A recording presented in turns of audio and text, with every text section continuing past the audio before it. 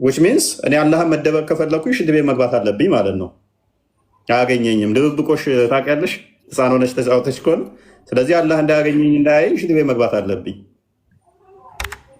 ሰውን ከሚጨለጨል ሸክላ ከሚገማ ጥቁር ጭቃ በእርግጥ ፈጠር ነው አለ።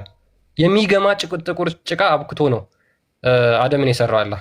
ስለዚህ ከፍጥሩ ጋር ተነካክቷል አልከኝ። ከገማ ጭቃ ጋር አምላክ በሁለት ቀኝ እጁ ተነካክቶ ነው የፈጠረው አደምን። ሲምፕል ሎጂክ፣ ሲምፕል ፖይንት ነው። ምን ያን ያህል ግራ የሚያጋባ አይደለም።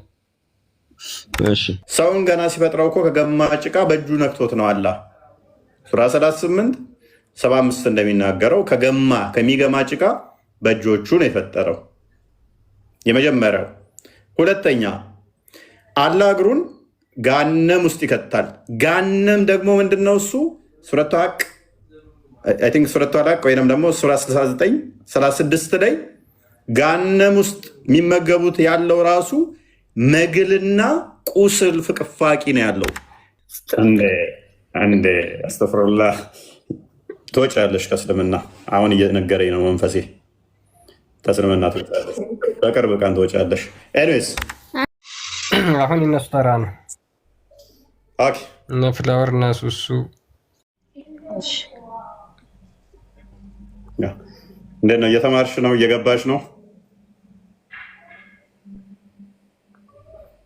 ከሱሩኝ ብዙ ከፈተልካለሁ። ያው እዚህ ሲሆን ደግሞ ከላይ ደግሞ ስወጣ የበለጠ ብዬ ከፈተላለሁ። በዛ ለመማር ነው እንጂ ጥያቄ የለም። ግን ለምን እንድትከታተላለሁ? መልካም በርቺ፣ ጸሎት አድርጊ። ክርስቶስ እንደሚመራሻል ወደ እውነት ሁሉ የሚመራ መንፈስ ቅዱስ ያግዝሻል። ሁላችሁንም ሰላም ብለናል። ሁላችሁም ወደ ቤት ይመልሳችሁ፣ የወጣችሁ እንድትመለሱ፣ ውጭ ያላችሁ እንድትገቡ። ኑህ ሶሪ በጣም ቢዚ ሆኜ ነው። አይ ቲንክ ምንድነው ጓደኛዬን ምናምን ብለሽኝ ነበር። አዎ እኔም አይ ገብቶኛል። ለሷም ነግሬያታለሁኝ። እባክሽን የጠፋ ሰው አለ እና እንዲመለስልን ነው ምናምን አለች። ትላንት ማውርቻት ነበር። ምንም ችግር የለውም። እሱ ፍሪ ሲሆን ወይ መምህር ይመድብለታል ወይንም ደግሞ እሱ ራሱ ያወራዋል ብዬ መልሼላታለሁ። አንተ ፍሪ ስትሆን ታናግራትና እንትን ትላለህ፣ ታስተምረዋለህ። እሺ ትንሽ ኃይል ስላነሰን ነው። ብዙ ልጆች አሉ ይመጡ እንደዚህ ሰዓት ተረድቻለሁ። ነግሬያታለሁ ያለውን ነገር ስለማቅ እኔም ነግሬያታለሁ። እሺ መልካም። እሺ ሴናስ እህትሽ እየተማረች ነው?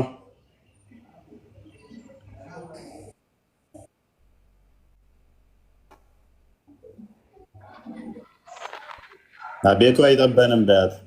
አንቺ ያገኘሽውን እሷን ማግኘት አለባት፣ ማምጣት አለብሽ። አንቺም ብቻሽን መምጣት የለብሽም፣ ማምጣት ግዴታ ነው። አይቀርም አንድ ቀን ያ ሰፊ ቤት አለን። ሰፊ ቤት ስላለን ይህንን ሰፊ ቤት እሷም አብራሽ መግባት አለባት። የቀሩትን ቀስ በቀስ መምጣት አለባቸው ሁሉ። ሱሱና ፍቅርተ ሳምንት ምናምን ሆናታል ተጠመቀች። ደህናው ክርስትና ህይወት ሰላም ነው። ደህናሽ አንቺ አማን ነው።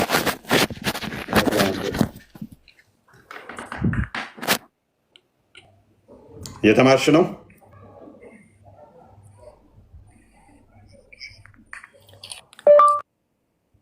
ሱሱ አዎ እየተማርኩ ነው። አይሰማም? እሺ ፍቅርተ ሰላም ብያለሁ።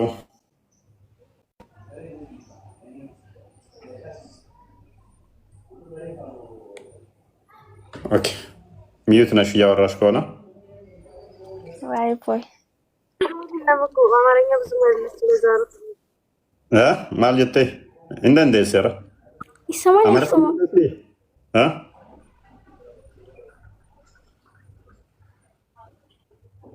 ማንኛው ያወራው ደህና ጉፎይ አለው። እንዴት ነው? እየበረታሽ ነው ወይ? የባቻ ጀርታስ እንጀደ አዎ አማሪፋ ሰረች እንደሱን አንጀት ሰናን እንደሱ እንደሱ ብዙ አይደለም አከስት እንደምትገሩን ወንድንዳ የባዱስ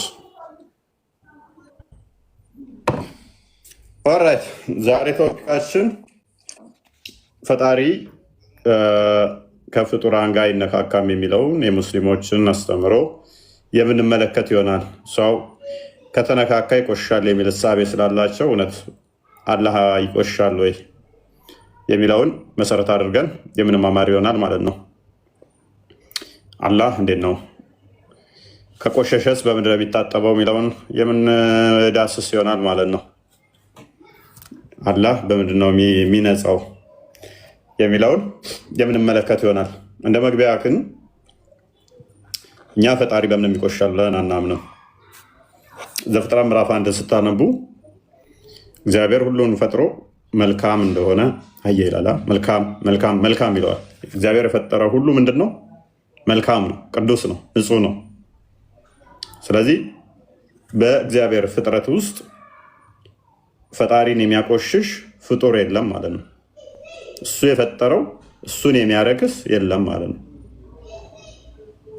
እግዚአብሔር ሁሉን ይቀድሳል፣ ሁሉን ያነጻል እንጂ እሱ በፍጡር ሊረክስ ሊቆሽሽ አይችልም። እንኳን ፈጣሪ ፀሐይ እንኳን እንዴት ነው እሱ ፀሐይ ብርሃን እንኳን ይቆሻል። ብርሃንን ታጥቡታላችሁ። የሚቆሽሽ ነገር እንዳለ ምንድነው? እንደዚህ ቦዲ ያላቸው ነገሮች ናቸው የሚቆሽሹት። ቦዲ ያላቸው ነገሮች ቆሻሻ ሄዶ ይለጠፍባቸዋል። ብርሃን ለምሳሌ ብርሃንን እንዴት ልታቆሽሸው ትችላለህ? ይሄ ወለልታውን ታቆሽሹታላችሁ። ጭቃ ሄዶ ይለጠፍበታል። ብዙ ጊዜ ሙስሊሞች የሚከብዳቸው ክርስቶስ በስጋ መገለጡን ሲያስቡ የመቆሸሽ ነገር አይምሯቸው ላይ ይመጣል ማለት ነው። ፈጥኖ መቆሸሽ ማለት በራሱ ምንድን ነው? ቆሻሻነት ከፍጡራን አንጻር ነው የሚነገረው ወይንስ ከፈጣሪ አንጻር? እንኳን ለፈጣሪ ለመላእክትስ ቆሻሻነት አለ? መቆሸሽ አለ? ቆሻሻ መንካት ፈጣሪን ተዉትና መላእክቶችን ራሱ ይመለከታቸዋል። እንደዛ ከሆነ ጅብሪል ስንት ጊዜ ነው ሻወር የወሰደው? አንድ ጊዜ ተጠቅሷል። አክቹዋሊ መሐመድን ሲያስተምረው ውዱ አደራረግ ማለት ነው። ራሱ ላይ እያፈሰሰ ውዱ አደራረግ እሱ ተጠቅሷል አንዴ። ከዛ ውጭ ግን የትም ቦታ ላይ እኔ አላየውም መሐመድ ያስተማረበትም ወይና እነዚህ መላእክቶች እንዴት እንደሚታጠቡ ውዱ ትልቅ ቦታ ስለሚሰጡት ማለት ነው። እሱን የምንመለከት ይሆናል። ማለት ይቆሻል የሚል እሳቤ ስላላቸው ማለት ነው። ፕላስ አላህ በየቀኑ ወደ ፍጥረት ውስጥ ይገባል። ወደ ፍጥረት ውስጥ የሚገባ ከሆነ ደግሞ የትኛውን ፍጡር ንጹህ ሊሆን አይችልም። እንሰማው የተወሰነ ቆሻሻ ይኖረዋል ማለት ነው። ስለዚህ ኬሚካሎች ይኖሩታል፣ ወይም ደግሞ የተለያዩ ጋዞች ይኖራሉ። በአቶሞስፌር እንትን ውስጥ የተለያዩ ጋዞች አሉ። ስለዚህ እነኛ ነገሮች እሱን በክለውታል ማለት ነው። አላህም የተለያዩ ጋዞች ወደ ላይ ይለቀቃሉ ለምሳሌ። ስለዚህ እነሱ በክለውታል ማለት ነው። አላህ ወደ እነሱ ስለሚገባ ከእነሱ ጋር ስለሚነካካ አቆሸውታል ማለት ነው። ክርስቶስ በስጋ መገለጡን በጣም ላይምሯቸው ከከበዳቸው ሎክ በስጋ መገለጡ በጣም ከቀፈፋቸው በጣም እንትን ብለው የመቆሸሽ እሳቤ አድርገው ከሳሉት ኦኬ አደምን ሲሰራላ በገማ ጭቃ ነው በእጁ። ክርስቲያን ቤት ከፍትልናለ። አደምን ሲሰራው በገማ ጭቃ በእጁ ነው የሰራው አላህ ማለት ነው። እኔ አሁን የገማ ጭቃ አይደለሁም። ሰው ከብሯል አይደል? ከተፈጠረ በኋላ ለምሳሌ ወጥ የምትሰሩበት ድስት ሸክላ ድስት ነው ያልኳችሁ።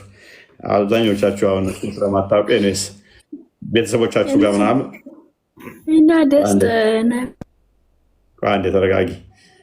ቤተሰቦቻችሁ ጋር ድስት ምናምን የሚሰሩ ካለ ስለዚህ ያ ድስት ወጥ የምትሰሩበት ጭቃ ነው ወይንስ ድስት ነው የሚባለው? በጭቃ ነው ወጥ የምትሰሩት ወይንስ በድስት ነው?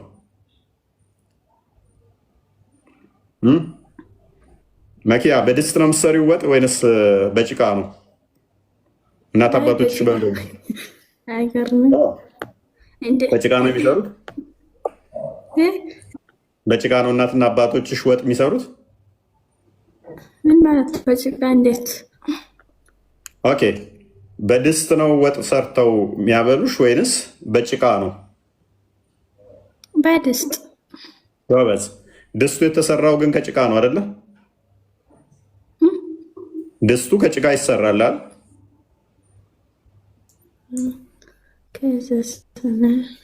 መልካም ጎበዝ። ስለዚህ ድስቱን ስነኪው ነው የምቆሽሽው ወይንስ ድስቱን የሚሰራው ሰውዬ ነው አስቀድሞ ጭቃውን የሚጨማለቀው?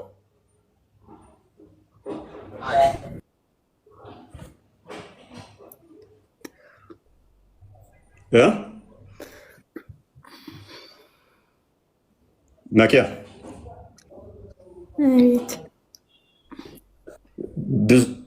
ድስቱን የሚገዛው ገዝተሽ ስትሄጂ፣ ለምሳሌ ድስቱን ስትይዥው ነው የምቆሽሽው ይበልጥ ወይንስ ድስቱን ስትሰሪው?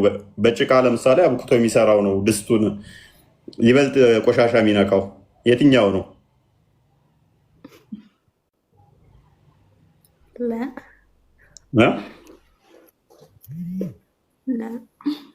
የትኛው ነው? እንደ ለምን ላት ያለሽ? ግልጽ እኮ ነው።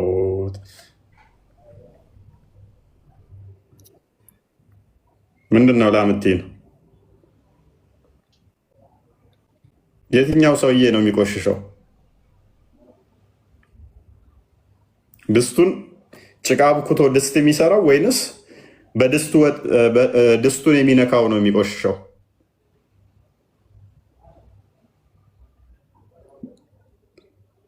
ድግሪውን እናስቀምጠውና የትኛው ነው ይበልጥ የሚቆሽሸው? ግልጽ ነው፣ የሚሰራው ነው። ኢቨን ድስቱን የሚነካው ይቆሽሻል ቢባል ከመጀመሪያው በላይ ሊቆሽሽ አይችልም። ምክንያቱም የመጀመሪያው የተሰራበት ከጭቃ ስለሆነ ያንኑ ጭቃ ስለሚነካ ማለት ነው። ወይን እኩል ይሆናሉ እንጂ ከዛ በላይ ሊቆሽሽ አይችልም። ከመጀመሪያው በላይ ድስቱ ከተሰራ በኋላ የሚነካው ሊቆሽሽ አይችልም። ስለዚህ ሰው ልክ እንደ ድስቱ እንኳ እንደው እንበልና እናስበው እንጂ ጀስት ኤግዛምፕሉ አብሶሉት ላይ ፊት ያደርጋል የሚል አይደለም። ሰው እንደ ድስቱ እንኳን ብወስዱት ከተሰራ በኋላ ጭቃ አንተ ግን ምናምን የምትለው አይደለም። ሰው የከበረ ስለሆነ ማለት ነው። ሰውየውን ለመስራት ጭቃ ያቦካው አካል ቆሸሸ ሳይባል ሰውየው እንዴት ነው የምትጸየፈው? አስቀድሞ የሰራው በጭቃ ነው ያቦካው እያልኩ ነው። በጭቃ አብክቶ በእጁ ነው የሰራው። ያ ጭቃውም ደግሞ የሚጣበቅ ነበረ ነው የሚለው። ስለዚህ የመቆሸሽ ነገር ከመጣ አይ አምላካችን ይቆሽሻል የሚል ኮንሰፕት ስላላቸው እነሱ፣ እኛ የለንም። ይሄ አምላክም ምንም ሊያቆሽሸው አይችልም። የቆሸሸን ያነጻል እንጂ እሱ በምንም ነገር ይቆሽሻል ብለን አናምንም። በምንም ነገር አይቆሽሽም አምላክ። ሊቆሽሽ የሚችለው እንደዚህ ቦዲ ያለው ነገር፣ ግዙፍ የሆነ ነገር ቆሻሻ ሄዶ ይለጠፍበታል። ግዙፍ ካልሆነ ግን ቆሻሻ ሄዶ ስለማይለጠፍበት አንድም ቆሸሸ ሊባል አይችልም። እኛ አምላካችን መንፈስ ነው። ግዙፍ ነገር የለውም። ግዙፍ ቦዲ ስለሌለው ሄዶ ቆሻሻ የሚለጠፍበት አይደለም። ደግሞ እሱ የፈጠረው በሙሉ ቅዱስና ንጹህ ነው። ስለዚህ ምንም ነገር ሊያረክሰው አይችልም። ቆሻሻ እኛ የምናውቀው በምንድን ነው? በሽታችን አይደለም፣ ሲሸተን ነው። ከዛ በሚያመጣብን በሽታ ነው አይደለ? ቆሻሻ ነገር ነው የምንለው። አምላካችን ይታመማል፣ ይቆሽሻል ማንልበት አንድም ባክቴሪያ እሱን አታክ አድርገውት የሆነ ጉንፋን የሚያስይዙት ምናምን አምላክ የለንም። የሆነ ሸቶት ምናምን ሳይነስ የሚይዘው አምላክ የለንም። የሙስሊሞቹ ግን እንደዛ ስለሆነ ነው ይሄ ነገር በጣም የሚከብዳቸውና የሚቀፋቸው። ሽንት ቤት ውስጥ አምላክ እንዴት ስሙ አይጠራም ምናምን የሚሉት ኢቨን ሽንት ቤት ገብተው ስሙ መጥራት አይችሉም። ምክንያት ይቆሽሻል። ስሙን ከጠራህ እንኳን ሽንት ቤት ጉንፋን እንዳይዘው ነው፣ ሳይነስ እንዳይዘው ነው። አምላክ ከነኚህ ሁሉ የጠራ ነው። ከነኚህ ሁሉ የጠራ ነው። የሚያመው እኛ ቆሻሻ ምናምን የምንለው ከምን አንጻር ነው? ያ ባክቴሪያ እኛ ላይ ተጽዕኖ ስለሚያሳድር ህመም ስለሚያመጣብን በዚህ ሴንስ እንትኖቻችን በህዋሳቶቻችን የመሽተት ሴንስ ስላለ ይገማናል። ያ መግማት የመጣው ሴንስ ካፍንጫችን አንጻር ነው። ከዛ ራሳችን እንትን የምናደርገዋለን። ከዛ አንጻር ነው የሚሸተን፣ ህመም ስለሚያመጣብን ነው። ፈጣሪ ላይ ግን እንደዚህ አይነት ተጽዕኖ አይመጣበትም።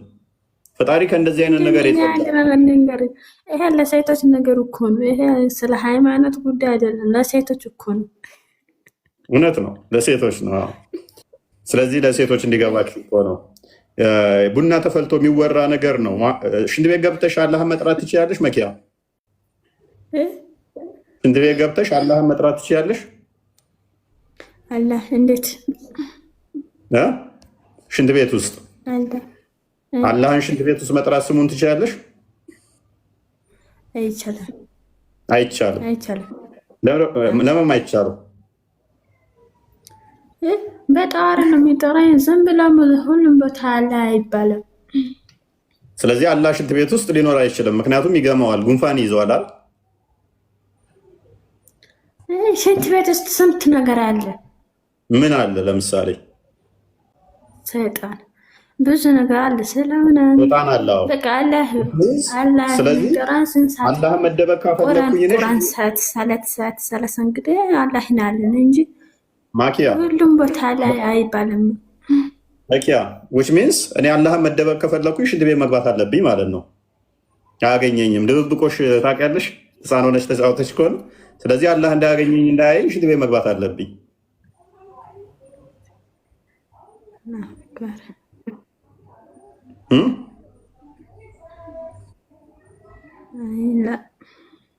ምን ላት ያለሽ ነው እኮ አምላክን እንደምን ቆጠርሽው መሰለሽ? እንደ ግለሰብ እንደ ሰው ቆጠርሽው እኮ እህታችን፣ እንደ ተራ ሰው ቆጠርሽው። እኔ ጥያቄ አምላክ ሁሉም ቦታ ትጠራላችሁ? ሽንት ቤት ትጠራላችሁ? እናንተ ችግር የለውም፣ የትኛውን ቦታ እንጠራዋለን። ምክንያቱም እሱን የሚያረክሰው የሚያቆሽሸው ምንም የለም። የቆሸሸውን ያነጻል እንጂ እህታችን ሁሉም ቦታ አልጠራም። ምክንያቱም በዱዓ ሰርተን ጠዋር እንሰራለን፣ ከዛ ቁርአን እንቀራለን፣ ከዛ ደግሞ ሳላት አስተፍረን እናንላለን እንጂ ሁሉም ቦታ አለ አይባልም። ለምንድን ነው የማይኖረው? ለምሳሌ አንደኛ ሴጣን ስለሚኖር እዛ አልሽ። ስለዚህ ሴጣንና ሴጣን ካለ አላህ ይፈራል፣ እዛ ቦታ ይገባል። ቆሻሻ አለ አላህ ይገባል። የሚያቆሽሸው ነገር አለ ማለት ነው አይደለ?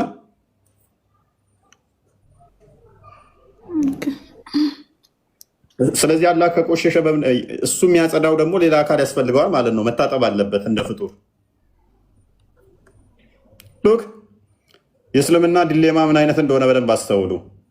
እነኚህ ነገሮች መቆሸሽ የሚነገሩት ለፍጡር ነው፣ ለፍጡር ነገር ነው።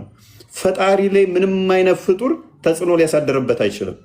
እኛ ይሄ መቆሸሹ፣ ጉንፋኑ፣ ሽታው ምናምን ፍጡር ስለሆንን ስለሚገማን ስለምንታመም ነው ቆሻሻ ያልነው።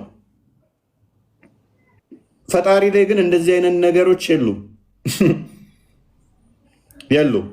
እሱን የሆነ ነገር ሸቶ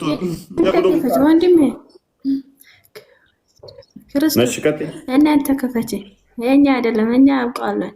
የእናንተ ክፈች። እሺ ምን ልክፈት? ክፈች፣ ደስ ይላል። ሉክ መኪያ እና ቢባለን እኛውቁ አንዳንድ ሙስሊም አለ ውስጥ አይቻለሁ። መኪያ አላህ አደምን በእጁ ነው የሰራው አይደለ?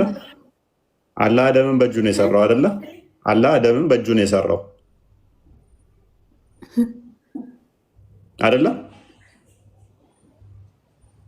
ታውቂያለሽ እሱን? ሱራ 38 75 ና እንደክፈቱ ክርስቲያን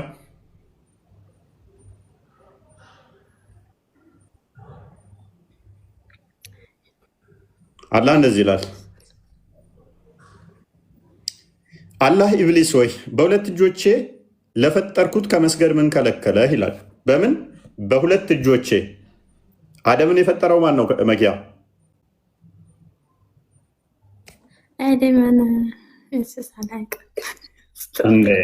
አንዴ አስተፍሩላህ ትወጫለሽ ከእስልምና። አሁን እየነገረኝ ነው መንፈሴ። ከእስልምና ትወጫለሽ። በቅርብ ቀን ትወጫለሽ። ኤኒዌይስ እሺ ቆይ እንትና ኮፒ ሊንክ አድርጉት። ፈጠራ እኔ አላውቀውም። ቆይ አዳም የፈጠረ አላውቅም። ኢየሱስ እየፈጠረ ታውቃለህ አንተ?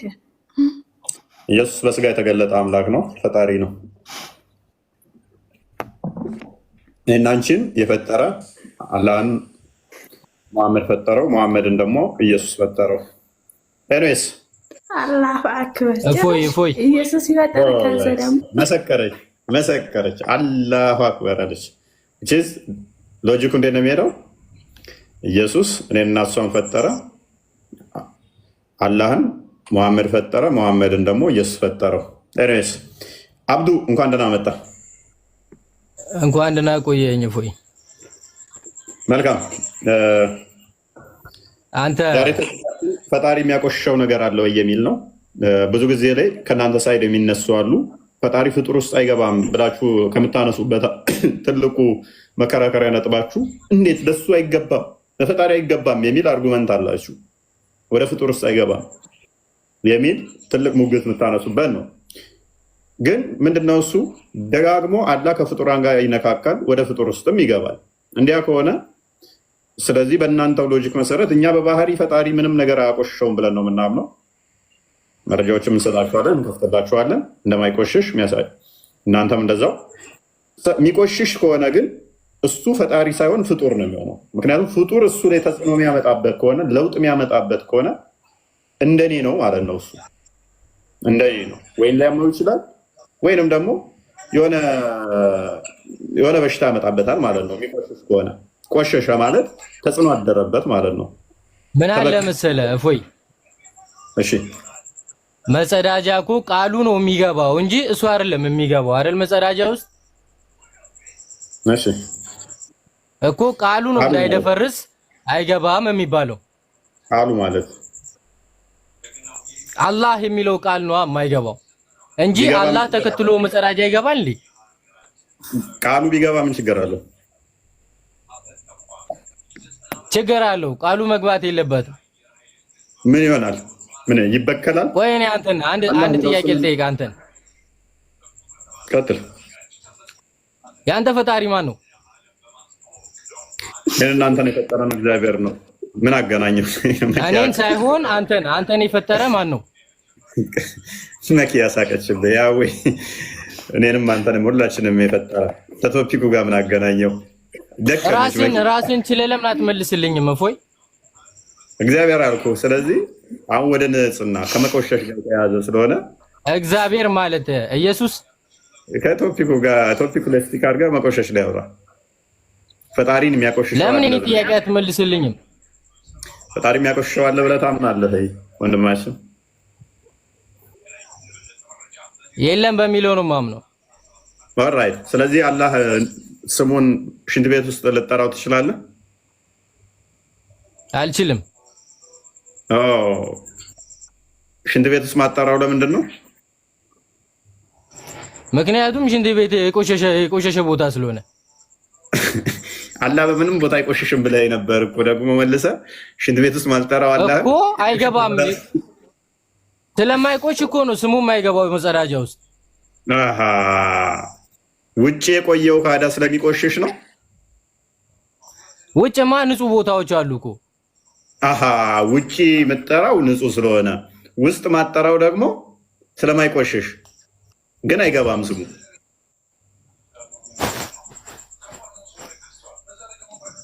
ተጋጨብህ እኮ ከራስህ ጋር እንዴት ታስማማዋለህ?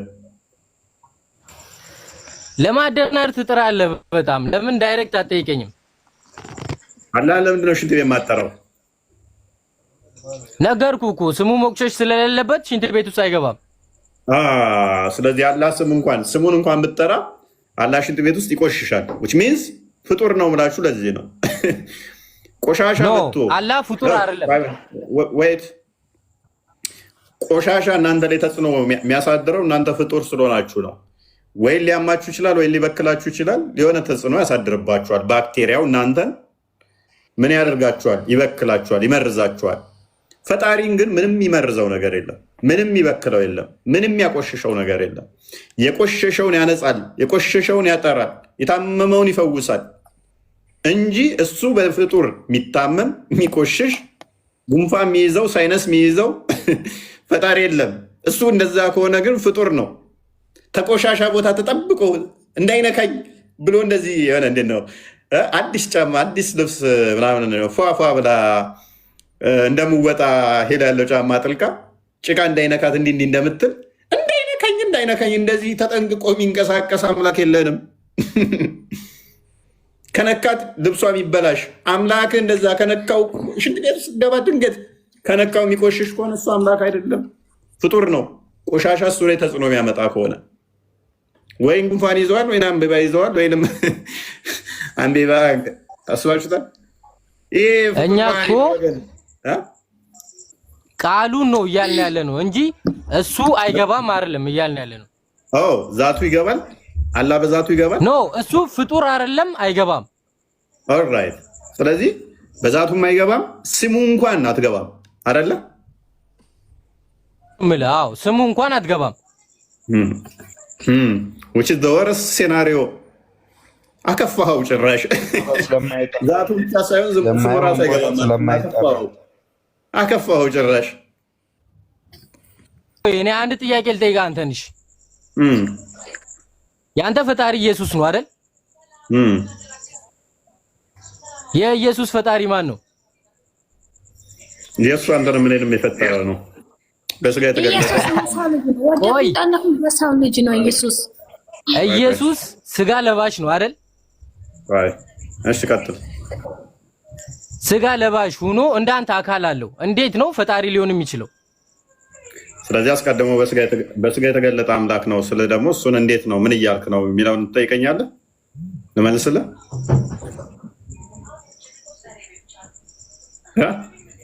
እኮ አልኩ።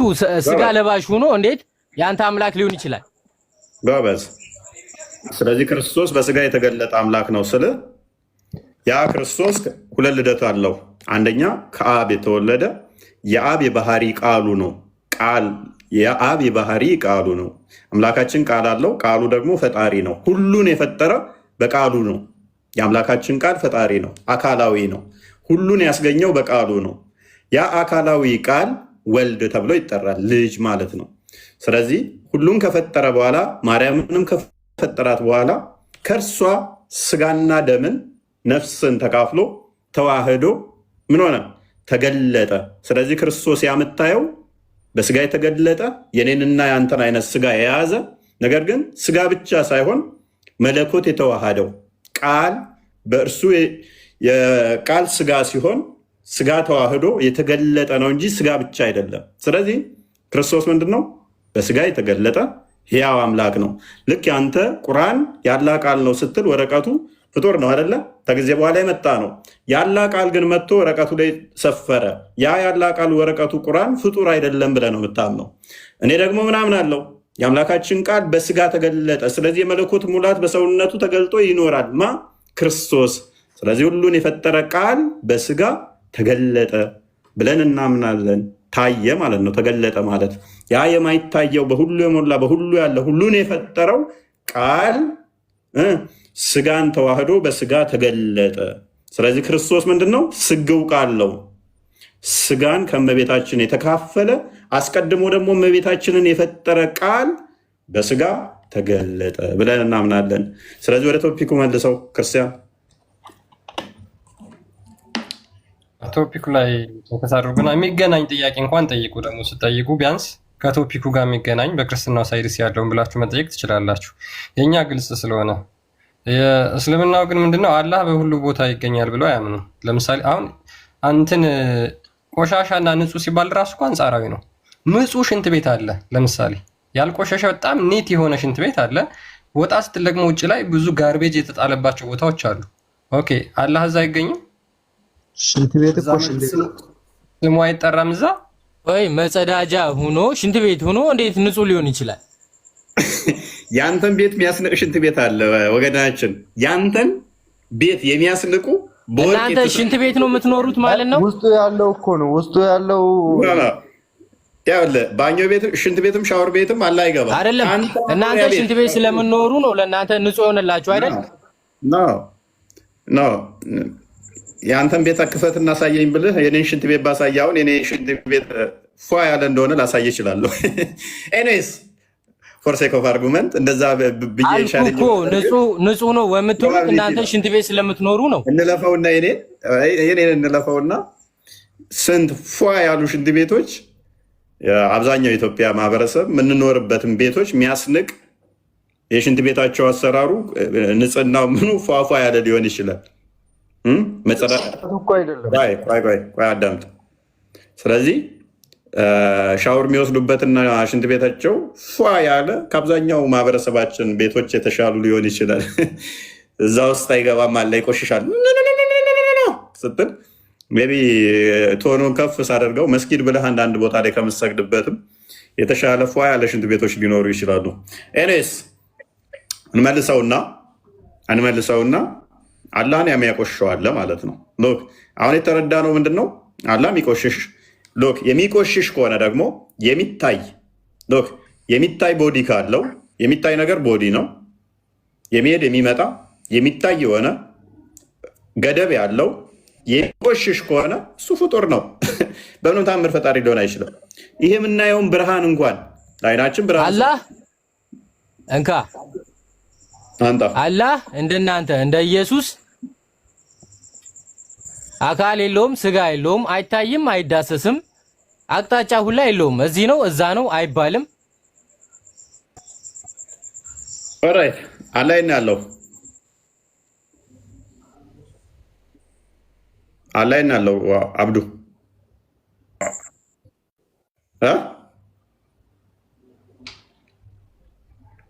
አላህ ከአርሽ በታች ወይንስ ከአርሽ በላይ? ሳዳም ዩታርክ ከአርሽ በላይ ከአርሽ በላይ ተሳስተሃል። አላህ ያለው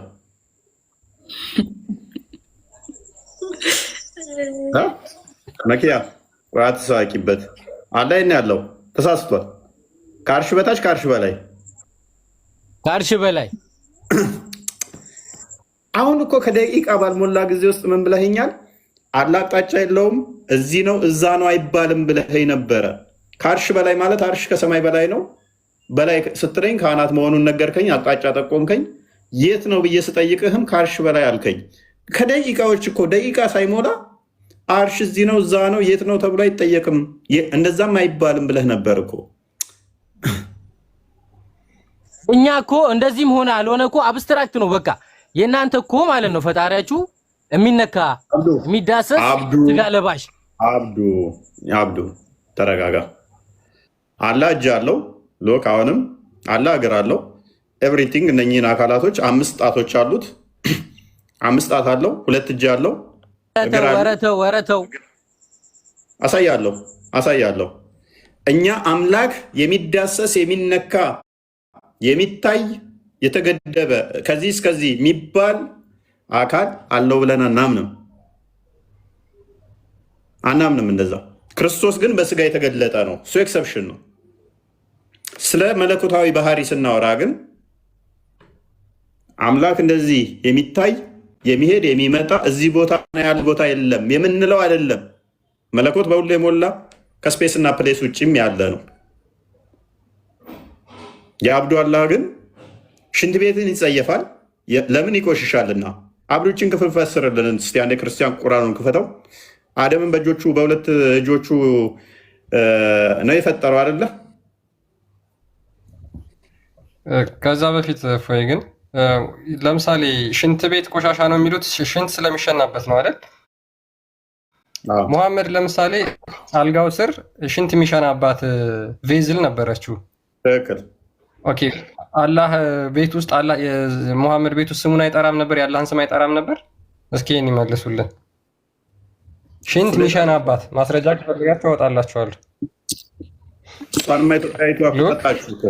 ሽንቱን እራሱ ጠጥታለች እኮ አንድ ቀን ታውቃለህ። ገነት ትገቢያለሽ አላት ሙሐመድ ሽንቱን ስለጠጣች። ኤኒዌይስ አንብበው።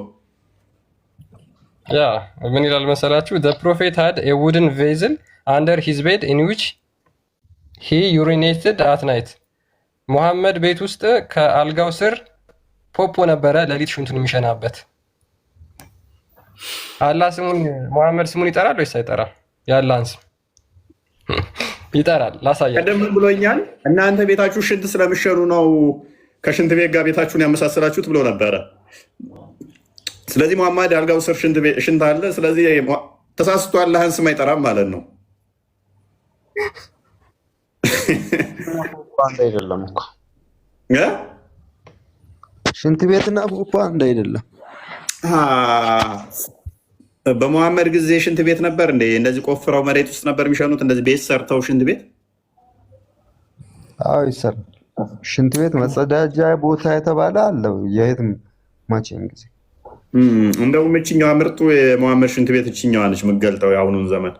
ያኔ ሜዳ ላይ ነበረ ሙሐመድ ካካ የሚለው ላሳየ። እሱን በሀቂ የሚባል ቦታ ላይ ነበር ካካ የሚለው ጫካ ውስጥ እየሄደ ምናምን ወደ ሜዳ ላይ እየሄደማ ማንም መንገድ ላይ እየሄደ ማንም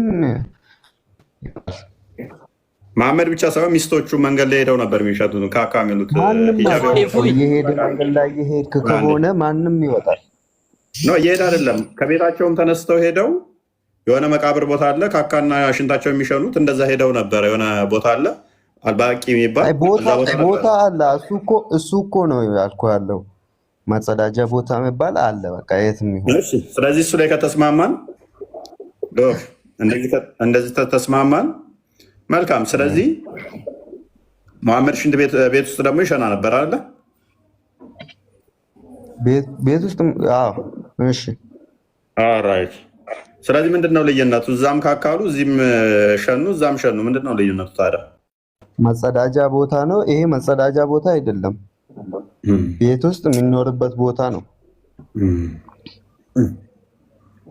እዚህኛው ጋር መጸዳጃ ቦታ እኮ አሁን ማለት ነው። መጸዳጃ ቦታ የአላህ ስም አይጠራም ማለት ምን ማለት እንደሆነ ልንገርህ። እሺ፣ ስሙን ስለምናከብረው ነው የፈለግንበት ቦታ ማለት አሁን የማይሆን ቦታ የምናነሳበት አይደለም። ስሙ ይቆሻል ማለት ነው። ስለምናከብረው ነው አይደለም፣ ስለምናከብረው አይደለም። ይቆሽሻል። ማንም የትም ቦታ ማንም የአላህ ስም የሚቆሽበት ቦታ የለም። ሳድ ማይቆሽሽ ከሆነ ምንድነው? የትኛውን ቦታ ብጠራው ምንድነው ችግሩ? ስለምናከብር ነው። ስለምናከብር እኮ ምንድነው ያከበርከው? ከምን አንጻር ነው ያከበርከው? ስሙን ነው የምናከብረው። አደረበ ምንድነው እሱ? የምን ማክበር ነው የምታወራልኝ? ይሄ እኮ እሱ ላይ ተጽዕኖ ያመጣል ወይ ነው? ተጽዕኖ ማያመጣ ከሆነ አላህ 99 ስም አለው፣ ሁሉንም እናከብራለሁ። እሺ፣ እሱ ሽንት ቤት መግባት ይችላል? መጸዳጃ ቦታ የምንጠራበት ምንድነው? ይጸዳዳል እንዴ? ለምንድን ነው ሽንት ቤት የሚገባው? ኦኬ፣ ወደ ቅርቢቱ ሰማይ ግን ይመጣል አይደለ? በቅርቢቱ ሰማይ ይመጣል። የሚመጣበት ጊዜ አለ። ኦልራይት። ቅርቢቱ ሰማይ ማለት ከአርሽ በላይ ነበር አይደል ያለው እሱ? አዎ፣ ከአርሽ በታች መጥቶ 8 ሰዓት አሁን ሌሊት ለምኑኝ እሰማችኋለሁ፣ ጸሎት አድርጉ እኔ ይቀበላችኋለሁ ይላል። እሺ፣ ከአርሽ ይመጣና ቅርቢቱ ሰማይ ውስጥ ሲመጣ፣ ስለዚህ ሰማይ ውስጥ ምን ሆነ ማለት ነው? ገባ ማለት ነው። የትም እኮ ይገባል፣ እሱ የትም ይገባል፣ ይደርስልሃል። የትም ቦታ ሰፊ ነው እጁ። ጋበዝ። ስለዚህ 9 ሰዓት ላይ ሁሌም ከአርሽ ይመጣና ቅርቢቱ ሰማይ ላይ ማን ነው ምህረት የሚጠይቀኝ የምመራው፣ ማን ነው ይቅርታ የሚጠይቀኝ ይቅር የምለው ይላል አይደለ? ከአርሽ መጥቶ ቅርቢቱ ሰማይ ውስጥ ገብቶ ቅርቢቱ ሰማይ ጋር ይመጣና ማለት ነው። ከአርሽ ቅርቢቱ ሰማይ ወይንም ሰማይ ዱንያ ላይ ማለት ነው። ከዛ ጥያቄ ይጠይቃል። ሁል ቀን ነው ይህን የሚያደርገው አይደለ? ጎበዝ። ሎጂኩ እንዴት እንደሚሰራ ላሳየህ። በደንብ አስተውሉ። አሁን በደንብ አስተውሉ። የሙስሊሞች አላ ቆይ አዳምጣ። የእናንተን ሎጂክ አሁን እንዴት ላሳየ መሰለ?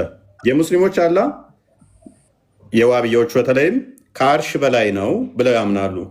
እጅ፣ እግር፣ ባት፣ ፊት፣ አይን፣ ጆሮ የሚባሉ አሉት የማንንም አይመስል። ኦራይት ከአርሽ በላይ የነበረው አካል ከሌሊቱ 1/3 ላይ ወይም ከሌሊቱ 9 ሰዓት ላይ ይመጣና ከአርሽ በላይ ነበረ። ከአርሹ ይወርዳል፣ 7ኛ ሰማይን ያልፋል፣ 6ኛ፣ 5ኛ፣ 3ኛ፣ 2ኛ ይልና 1ኛይቱ ሰማይ ጋር ይመጣና እዚህ ይገባል። እዚህ ጋር ይገባና ለምን 1ኛ፣ 2ኛ፣ 3ኛ የሚባል እኮ አይደለም። አዳምጥ ሰላም አዳምጡ፣ ሚዩት አድርጉ ትንጃችሁ። ስለዚህ እዚህ ሰማይ ዱንያ ላይ ይመጣና ማን ነው ይቅርታ የሚጠይቀኝ ይቅር የምለው፣ ማን ነው ምህረት የሚጠይቀኝ የምምረው ይላል አለን። ስለዚህ አላህ በሰማይ ሆድ ውስጥ ገባ ማለት ነው። ስለዚህ ምን ሆነ? ፍጡር ሆድ ውስጥ ገባ ማለት ነው። ሰማይን እንደ ሆድ አስቡት። እኛውን መጽሐፍ አርጋኖን ላይ አባ ጊዮርጊስ ዘጋስጫ እመቤታችንን በምን ይመስላታል? በሰማይ ይመስላትና ሰማይ እንኳን ሊወስኑት ማይችሉትን መለኮትን በሆዷ ወሰነችው ይላል፣ በሆዷ ያዘችው ይላል። ሰማይ እንኳን ሊሸከሙት ማይችሉትን እሳት መለኮት እሷ ግን ያዘችው ይላል። ምክንያቱም ስለመረጣ፣ ስላነጻ፣ ስለቀደሳት እሷ ከሰማይም ትልቃለች ትበልጣለች ይላል። እንዴት መለኮት በስጋ በማህፀኗ ያድራል በሆዷ ይገባል የሚል ኮንሰፕት አላቸው። ይቆሻል የሚል ስላለ ማለት ነው። ሰማይ ትልቅ የመሆንና የማርያም የነሱ ኮንሰፕት አሁን ሆዷ ትንሽ መሆኑን ነው። አሁን ገብቶ ሰማይ ሆድ ውስጥ ገባ። ኦኬ ማርያም ሆድ ውስጥ ከገባ መለኮት እንዴት ከእሷ እንትን ካለ ከእሷ ተተወለደ እሷን እንዴት ፈጠራት እንላለን የሚል ኮንሰፕት አላቸው። ወይ ሰማይ ውስጥ ከገባ ሰማይ ግዙፍ ነው። እንዴት ነው እሱ አላህ ሰማይን የፈጠረው? በጣም ዶረስቱ ምንድነው? እሱ አላህ ከሰማይ መቼም አይወጣም፣ ውስጥ ነው የሚኖረው ሰማይ ውስጥ ማለት ነው። ስለዚህ ምን ሆነ? ሰማይ እንደ ሆድ ይሆንና አላህን አርግዞት የሚኖር ይሆናል ማለት ነው። አርግዞት የሚኖር ይሆናል። አንዴ ሁለተኛ ሚዩት አርግ። ቆይ አይደለም ሚዩት አርግ። ማን ጠየቀ? ሎክ ራሱ ነው የነገርከን። አስቀድመ ይመጣል ይገባል የሚያልከን ራሱ ነው። ደግሞም ሐዲሱም ስለሚል ማለት ነው። ሌላኛ አልጨምርላችሁ። ከሌሊቱ 1/3 ሁሌም እየወረደ ወደ ቅርቢቱ ሰማይ የሚመጣ ከሆነ የአገራት ሰዓት ልዩነት ቢኖርም ከሌሊቱ 9 ሰዓት ላይ ሁሌ የሚመጣ ከሆነ በተመላለሰ ቁጥር ፍጡር ውስጥ ስለሚገባ ፍጡር ደግሞ ቆሻሻ ነገር አለው። ስለዚህ አላህ ምን ይሆናል ማለት ነው? አሁንም ከፍጡር ጋር ስለሚነካካ ወደ ፍጡር ውስጥ ስለሚገባ ይቆሻል ማለት ነው። ከሽንት ቤት ቢለይም ቆሻሻነቱ ስፔስ የራሱ የሆነ ጋዝ አለው። እነኛ ጋዞች አላህን እያቆሸሹት ነው ማለት ነው። እያቆሸሹት ነው ማለት ነው። ማንም ምንም ነገር አያቆሽም አልኩ እኮ። ስሙን እንኳን አይደለም ስሙን ራሱ ምንም ነገር ማቆሸሽ አይችልም አልኩ። ማስረጃ ስጠኝሽ። አያቆሽም የሚል ማስረጃ አንድ ያቦኪ። አያቆሸውም የሚል ማስረጃ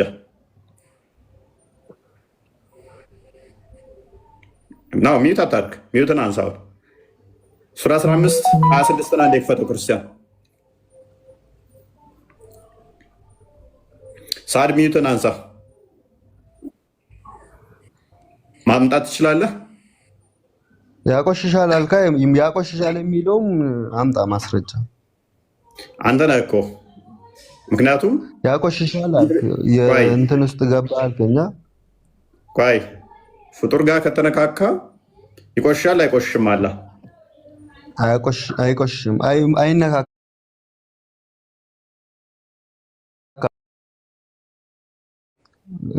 በእጁ ነው የሰራው። በእጁ ነው የሰራው። ኦኬ አደምን በእጁ ነው የሰራው። ከምንድን ነው የሰራው አደምን? አላህ ከጭቃ። ኦራይት አሁን እኮ ከፍጡር ጋር ይነካካም ብለህ ነበር። አሁን ደግሞ በጭቃ አደምን ሰራው እያልከኝ ነው። እኔ ነኝ የተሳሳትኩት? አንተ ነህ የተሳሳትከው። አላህ ፍጡርን አይነካም ካልከኝ በኋላ አደምን በምኑን የሰራው ስለ በእጁ። ከምንድን ነው የሰራው ስለ በጭቃ። አስማማልኝ። በጭቃ ሰራ ማለት እኮ ይቆሽሻል ማለት አይደለም። አይ ከፍጡር አይነካካም ብለህ ነበረ። ጭቃው ፍጡር ነው ፍጡር አይደለም? ፍጡር ከሆነ ስለዚህ በዛ በጭቃ ጨማልቆ ነው አይደል አደምን የሰራው? ቴንኪው። ስለዚህ በጭቃ አብኩቶ ከሰራው ሎክ ፍጡርን አልነካም እንዴት ልትል ትችላለህ? በእጁ በጭቃ አደምን ሰራው እያልከኝ መልሰ ደግሞ ኖ ፍጡር አልነካም አልቆሸሸም ማለት አትችልም። አልቆሸሸም በል እሺ እስማማለሁ። እኔ አልቆሸሸም ብትል እስማማ። እኔ አምላክ ይቆሽሻል የሚል አምላክ በባህሪ የሚቆሽሽ ነው ብዬ ስለማላምን በጭቃም ቢሰራው በእጁም ቢሰራው አልቆሸሸም ብትል ልስማማ አለ። ነገር ግን ፍጡርን አልነካም ስትለኝ የክደት ነው። አልቆሸሸም አንድ ነገር ነው። አምላክን ምንም የሚያቆሽሸው የለም ብዬ ስለማምን እኔ እናንተ ግን እንደዛ እንደማታምኑ በአቅም አይቆሽሽም ስትለኝ ልስማማ አለ። አልነካውም የሚል ክደት ይሆናል። አላህ ምንም ነገር አያቆሽሽም እኮ ተስማማ። ሰማይ ውስጥ ሲገባ ፍጡር ስለሆነ ያቆሽሻል አልክ አንተ። ምንም ነገር ደግሞ ስሙን እንኳን አልኩ እኮ እኔ ስሙ ለምንድን ነው የማይጠራ አልካ አይደለ? ስሙ ለምንድን ነው የማይጠራ አልካ? ስሙ ስለምናከብር ነው ማንጠራው እንጂ ያቆሽሻል ብለን አይደለም። አይ ማክበር እንደዚህ ነው እንዴ? እኔስ ማክበር እንደዚህ አይደለም። ማክበር ሽንት ቤት ውስጥ አምላክህን እየጠራ ታከብረዋለህ ማለት ነው። አይ ማክበር ከዚህ አንፃር ይመጣል ብዬ ነው ያላልነው። ማለት ክብሩ ይቀንሳል ማለት ነው። በጣም ክብሩ ይወርዳል። ሽንት ቤቱ ሲጠራ አላህ ብለህ ስጠራው ክብሩ ይቀንሳል። የስሙ ክብር አላህ ለምሳሌ ስሙ በጣም የሚከበር ከነበረ ልክ ሽንት ቤት ውስጥ ስትጠሩት ክብሩ ይቀንሳል። የአምላክ ክብር ይቀንሳል። አንተ ጋር ነው እንጂ ደግሞ አንተ ጋር ነው የሚቀንሰው እንጂ እሱ ጋር ምንም የሚቀንስበት ነገር የለም። ስለማጠራ ደግሞ መስጂድ ውስጥ ስለጠራ ለሱ የሚጨመርለት ነገር የለም። ሽንት ቤት ውስጥ ስለምጠራ ደግሞ የሚቀንስበት ነገር ደግሞ የለም። እኛ ስለምናከብረው አንጠራም ሽንት ቤት። እሺ ይመችህ። ለማንኛውም ትንሿ ወሎ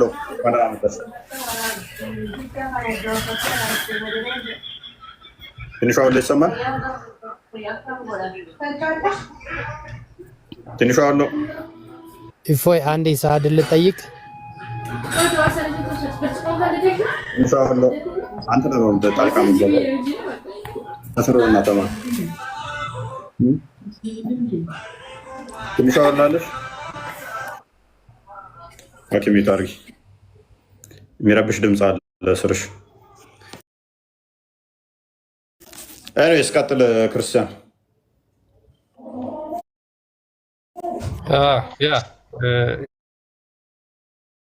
ይሄ ሁሉ ምንድን ነው መሰላችሁ የሚያስይዘው? አላህ ያው አካላት አሉት፣ እጅ እግር የመሳሰሉ አካላቶች አሉት። እነዚህ አካል ቦዲ ስለሆነ እነዚህን ይሄ ቦዲ የሆነው አካል ፍጡር ቢነካው ይቆሽሻል ብለው ስለሚያምኑ ነው ሙስሊሞች። ግን ነው ቁርአንና ሐዲስ እንደሚናገረው አላህ በቀጥታ ከፍጡራን ጋር ይነካል። ስለሚያምኑ ነው አትበል። አንተ ስለምታምን አንተ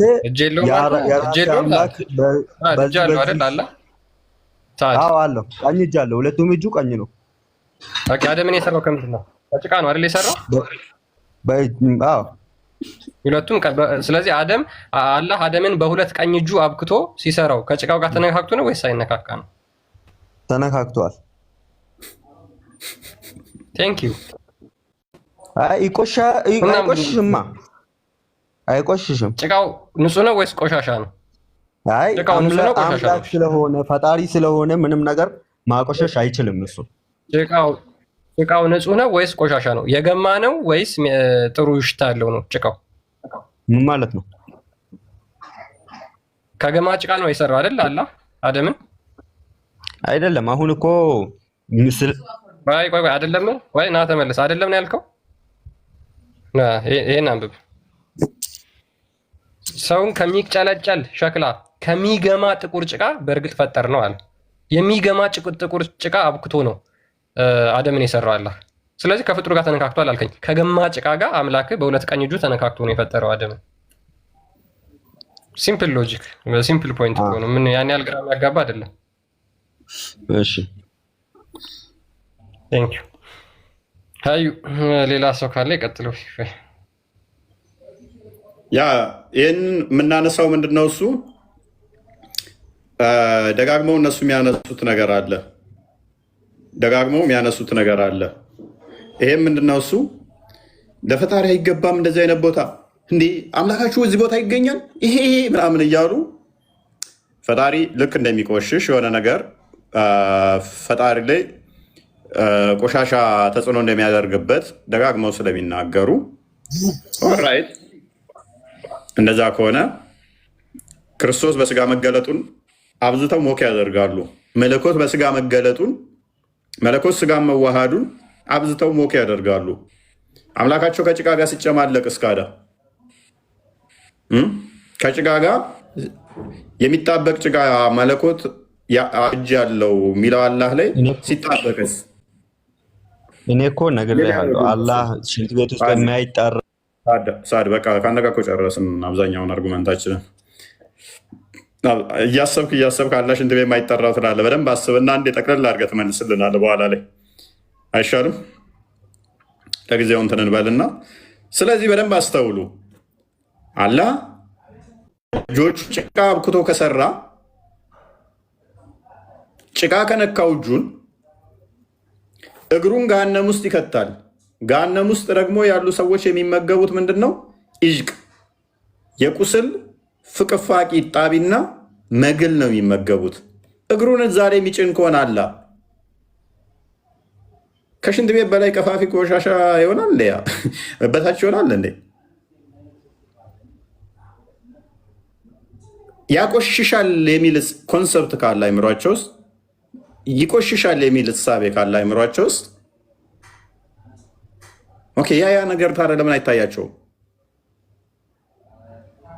አምላክን እንደዛ የሚያቆሽሹ ነገር ካለ ማለት ነው።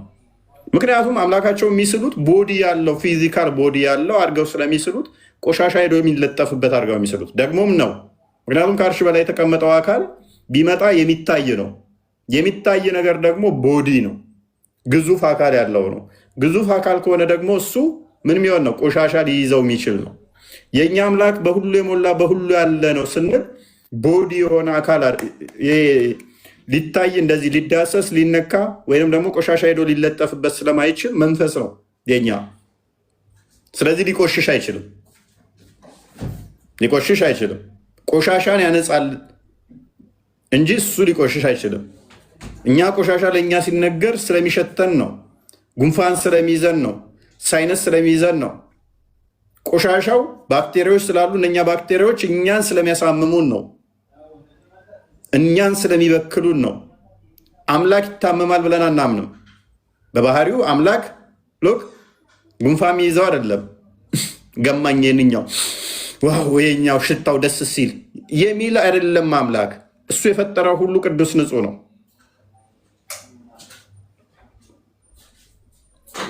ስለዚህ ይህንኛው ሽታው ደስ ይላል፣ ዋው ይህንኛው ይገማል።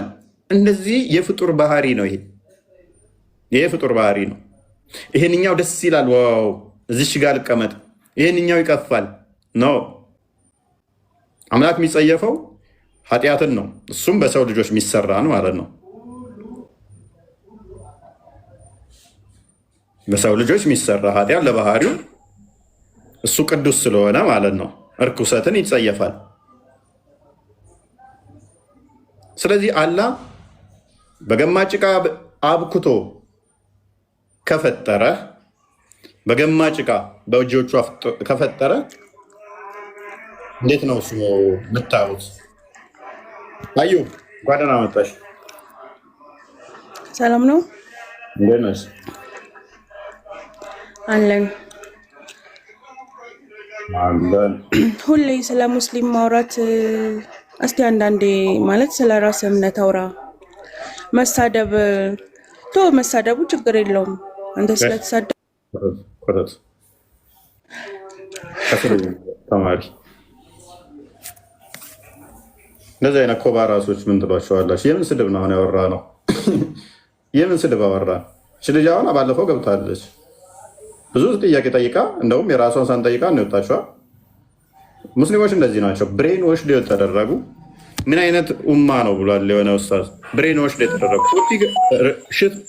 ሽፍት ሊያስደርጓችሁ ሲፈልጉ ምን ይላሉ? አትሳደብ፣ ስድብ ምንድን ነው ይሏችኋል ማለት ነው። የምን ስድብ ነው ያወራችሁት?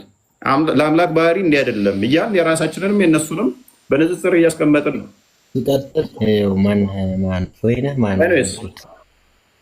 ተረጋጋ። አሁን ሊያለቅሱ ነው። ቶፒኩ ከበዳቸው ማለት ነው። ቶፒኩ ሲከብዳቸው ያለቅሳሉ፣ አይመልሱም። ተረጋጋ። ሚውት የፍርሃት ምልክት ነው። ስለዚህ ሚውት አታድርግ። እንኳን ደህና መጣ። እንኳን ደህና ቆይ። መልካም። አምላክ ይቆሻል ብለህ ታምናለህ? አምላክ እንዴት ሊቆሽሽ ይችላል? ኦኬ። አላህን ሽንት ቤት ልጠራው ትችላለህ? ስሙን አልጠራውም። ለምን አትጠራው? ቆሻሻ ቦታ መጠራት ስለሌለበት ነው። ምን ችግር አለው? አምላክን ምንም ያቆሸሸው ነገር የለም ብለኸኛል እኮ። ውጭ ጠራው፣ ውስጥ ጠራው፣ የምን ቆሻሻ ነው የምታወራው? ቆሻሻ ቦታ ማለት ሽንት ቤት ቦታ በቃ አይጠራም። ተግባባና? ለምንድን ነው የማይጠራው? ለምን ማጠራው? እሱ ምንም አይቆሽሽም ካልከኝ ለእሱ እኮ ንጹህና ቆሻሻ የሚባል ቦታ የለም። በቃ እኮ አይቆሽሽም ብለኸኛል እኮ ጨርሰናል። ቆሻሻ ለእሱ ማይነገር ከሆነ ውጭም ውስጥም አንድ ነው። ስለዚህ ለምንድን ነው እሱ? ልዩነቱ ምንድን ነው? ንጹህ ስለሆነ ነው። እንደኛ እንደዚህ ልጆች ስላልሆነ ነው። እንዳንተ አምላክ ስላልሆነ ውስጥ ሲገባ ይቆሽሻል። እንዳንተ አምላክ ስላልሆነ ስለማይበላ ስለማይጠጣ ተረጋጋ። ውስጥ ሲገባ ስለዚህ ስሙን ከጠራኸው አለ ይቆሽሻል፣ ይገባል። እስልምና እስኪ ሰው ለመሳብ ነው ወይስ ምንድን ነው? ህዝቤም ጥላቻ ስለሚወድ ጥላቻ ስብከት ስለሚወድ መመለስ ምችሉ ግቡ፣ ለየየ አትግቡ። ይሄ በእውቀት የሚወራበት ቤት ነው እንጂ 6ኛ ክፍል ያቋረጡ ተረት ተረት የሚያወሩበት ቤት አይደለም። እዚህ የሚወራው በእውቀት አመክንዮ ላይ መሰረት ያደረገ እንጂ 6ኛ ክፍል የወደቁ በዛች የሚሸውዷችሁ ክፍል አይደለም። ይሄ እውቀት ያላችሁ ብቻ ግቡ፣ ልታለቅሱ እንዳገቡ። ሰምታችሁት ማታውቁት አይነት አርጉመንቶች ሲነሱባችሁ አታልቅሱ።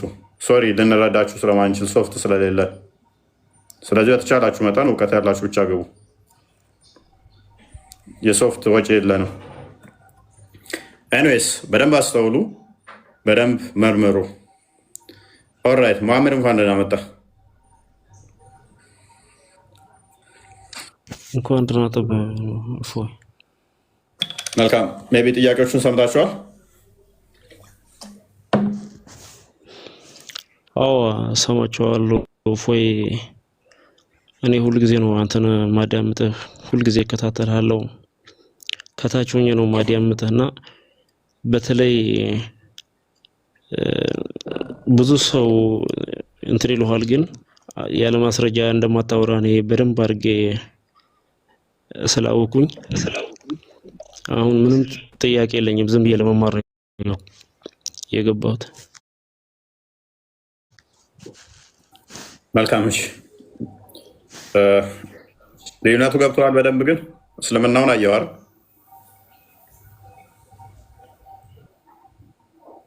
ወይ ብዙ ነገሮችን አይቻለሁ፣ ብዙ ነገሮችን አገናዝቤያለሁ።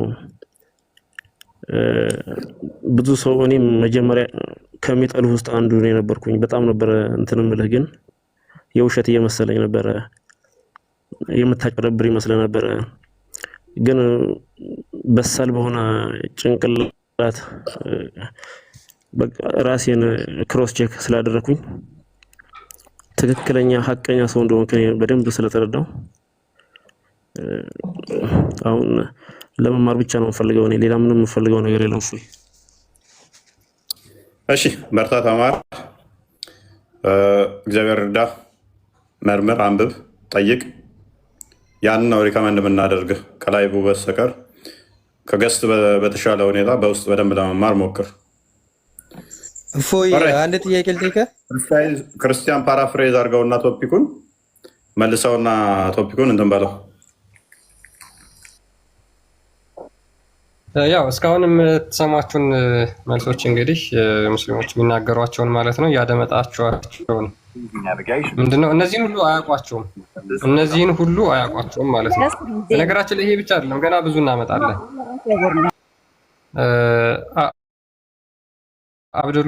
አብዱ ከድር ትቀጥላለህ? ከአንተ ጋር እንቀጥል። እሺ እፎይ አንድ ጥያቄ ልጠይቅህ። ከኔ ጋር ቀጥል። መጀመሪያ ቶፒኩ ላይ ቀጥልና አንድ ጥያቄ ልጠይቅህ። ጀሃነም ቆሻሻ ነው ወይስ አይደለም? የጀሃነም እሳት በእናንተ ጥሩ ነገር ነው እንዴ?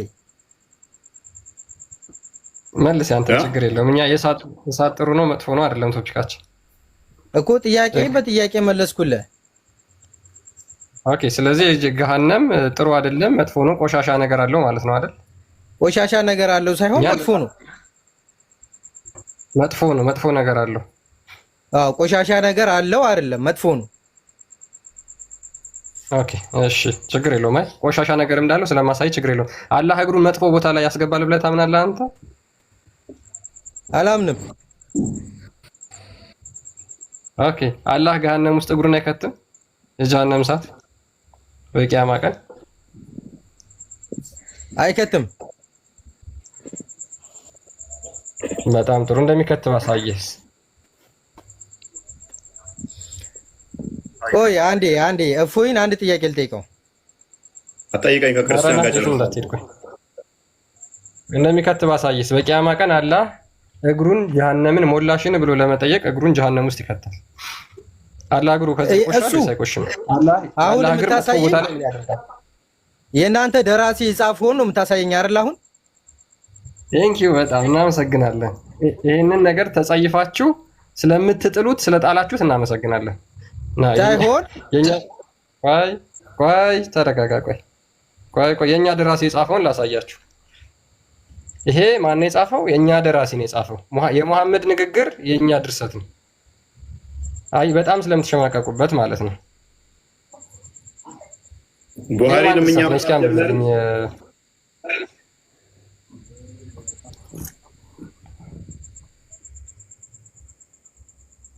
ቡሃሪ ራሱ የኛ ሆኗል። እናንተ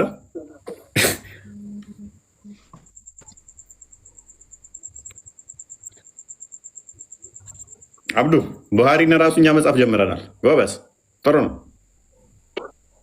አረ የሆነ ካህንም አለ ክርስቲያን፣ የሆነ ካህንም አለ መስጊድ ውስጥ ይሄንን የተናገረ፣ እሱንም አስደምጣቸው። አለ ክርስቲያን እውነትን እኔ የቀጠርኩት ነው። ላሳያችሁ አብዱ እናሳየው። እኛ የቀጠርነው መምህር አለን እዛ ሄዶ የሚያስተምራቸው አለ የጻፈው ሰውዬ።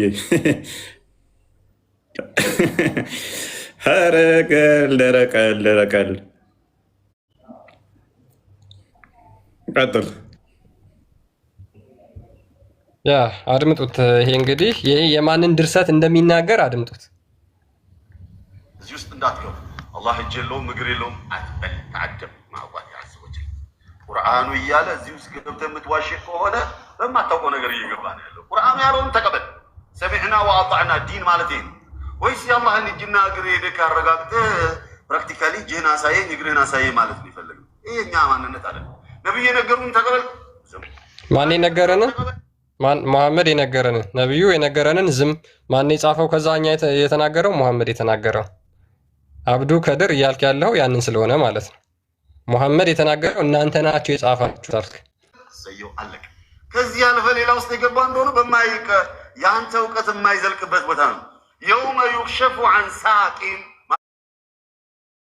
ምን ማለት ነው? የአላሁ ስብሓነሁ ወተዓላ ባቱ በሚከፈትበት ዕለት ቁርአኑ እኮ ነው ያለው። አዩ ሳቂን ሀዛ ሳቁላሂ ዐዘ ወጀል ቢሆኑ ይመጣና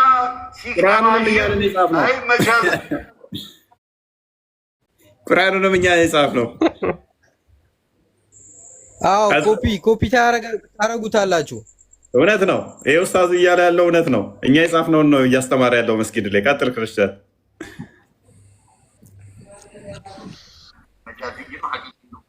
ልትፈስልልን ዘንዳ ሐቂቅይ ነው ብለው ነብዩ ነግረው ሐቂቅይ ነው ብሎ ኢብኑ አባስ ፈስረውልህ አንተ ስታበቃ መጥተህ ከኢብኑ አባስ በልጠህ ከነብዩ በልጠህ መጃዝይ ነው ብለህ ታብራራለህ። መጃዝይ ብሎ ማለት መንፈስ ማለት እንደው መንፈስ የሌለው አላህ ሐቂቅይ ብሎ እውነታ ነው ብሎ እየነገረን መንፈስ ነው። የአላህ እጅ መንፈስ ነው። የአላህ ፊት መንፈስ ነው። የአላህ ዛቱ መንፈስ ነው። የአላህ እግሩ መንፈስ ነው። ያ ሐቢቢ ነቢያችን ሰለዋቱ ረቢ ወሰላሙ አልነገሩ ጀሃነም ሀል ሚን መዚድ ትላለች አሉ። እስማ ጀይደን ይሻለናልና እንደዚህ ውስጥ ገብቶ የሚዋዥቁ ሰዎች ስላሉ ብዥታ እንዳይፈጥሩባቸው ተሳስቶ የሚያሳስት አይጠፋምና አላሁ ጀለ ወዐዝን ሀል ሚን መዚድ ትላለች ጀሃነም የሚጨመር የለም አልሞላሁም ትላለች አሉ። ጀነትም ሀል ሚን መዚድ ትላለች አሉ ነቢዩ ሰለላሁ ዐለይሂ ወሰለም። ኸልቀን ጀዲደን አዲስ ፍጡር ይፈጥርና ያስገባባታል። በቃ ትሞላለች፣ ሞላው ትላለች። ጀሃነምስ ጭመራ ገና ነኝ አልሞላሁም ብላ ስትል አሉ። ያኔው ሹፍ ኢስላማችን ምን አይነት ፍትሃዊ እንደሆነ አዲስ ፍጡር ፈጥሮ ይሞላባታል አላሉ ነብዩ ሰለላሁ ዐለይሂ ወሰለም። ጋራ ምን አሉ? ሰየድዑ ቀደመሁ ሸሪፍ ዐላ ወሰጢ ጀሃነም፣ ክብር እግሩን አላህ ጀሃነም አናት መሃሏ ላይ ያረግባታል፣ ይረግጣታል አሉ ነብዩ ሰለላሁ ዐለይሂ ወሰለም። ثم تقول ቀጢን ቀጢን በቃኝ በቃኝ በቃኝ ትላለች። ይሄንን ማን የጻፈው? ማን ነው የተናገረው? እናንተ ያልከው ነብይህ፣ ውዱ ነብይህ፣ ለዓለማት ዝነት ተላከ ብለህ የምታምነው ነብይህ አላህ ጀሃነምን ይረግጣታል። ያ ቆሻሻ መጥፎ ቦታ ነው ያልከው ላይ ማለት ነው። ጀሃነም መጥፎ ቦታ ነው ያልከው አይደል? ቅድም ያን መጥፎ ቦታ ላይ አላህ እግሩን ያስገባል። አሁን ቀጥልና የተናገረው እውነት ነው ማለት ነው። የሚያወራው እንስማው። እሱ አይ ምን አልክ አብዱ? አብዱ ምን አልክ? እሱ ተናገረውና የተናገረው እውነት ነው ማለት ነው። ስለዚህ ኡስታዝ እየዋሸ ነው፣ ሐዲሱም እየዋሸ ነው። ቡሃሪ ነው ያለው ሐዲሱ እየዋሸ ሳይሆን የእናንተ ውሸት ነው። ሐዲሱን ያቀረባችሁት የእናንተ ውሸትን ማለት ነው። ኡስታዙም ደግሞ እየዋሸ ነው መስጊድ ላይ ቁጭ ብሎ ወይ ቀልድ። ሐዲሱንም ውሸት ነው፣ ኡስታዙንም ውሸት ነው። ኧረ ተው እናንተ ሰዎች ንቁ! ተው ተው ተው።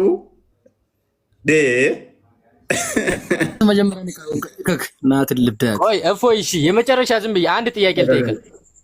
ቆይ ሰይድ፣ አንተም የውሸት ነው እያልክ ነው። ስድቡን ለጊዜው ኪስህ ክተተውና ይሄ አዲስ ውሸት ነው። አንድ አዲስ አይደለም። ባይዘ ቡሃሪ ላይ ያለ ሙስሊም ላይ ያለ ከ20 በላይ መረጃ ሰጣችኋለሁ። ይሄንን አንተም ውሸት ነው እያልክ ነው።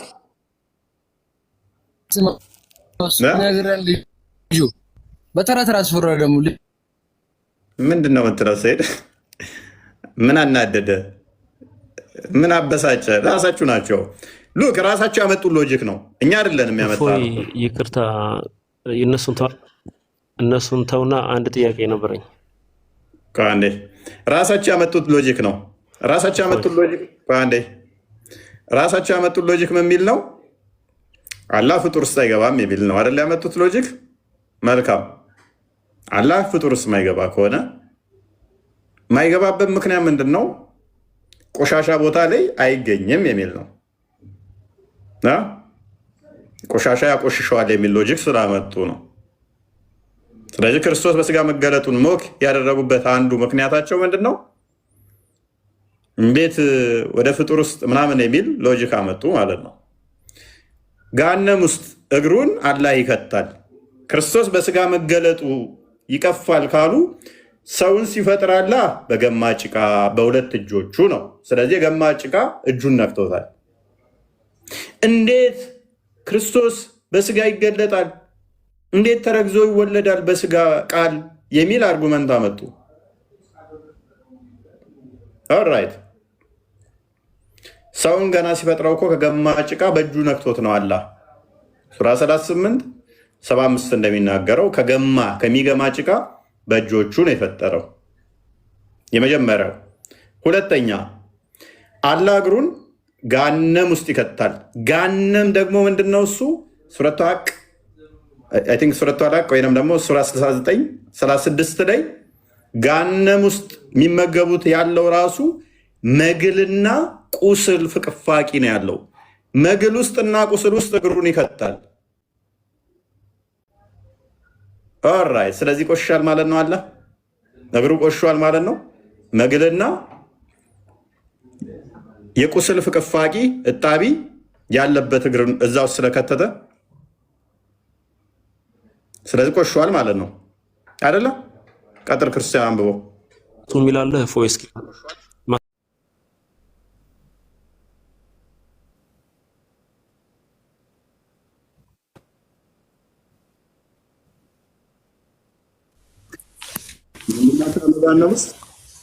ከምኖች ምግብ የለም። አሰላሙ አለይኩም ሙስሊሞች። ወአለይኩም ሰላም ወራህመቱላሂ። እነዚህ ሰዎች ስርዓት አያውቁም እንዴ? ኦራይት። ገሃነም ውስጥ ምንድን ነው ያለው? መሐመድ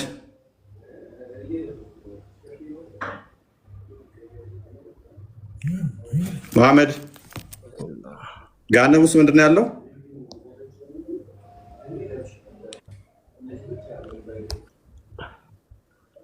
እንደው ተወኝ እፎይ። አዩ እኔ ላውራ አንዴ። ኦራይት እሺ ቀጥል።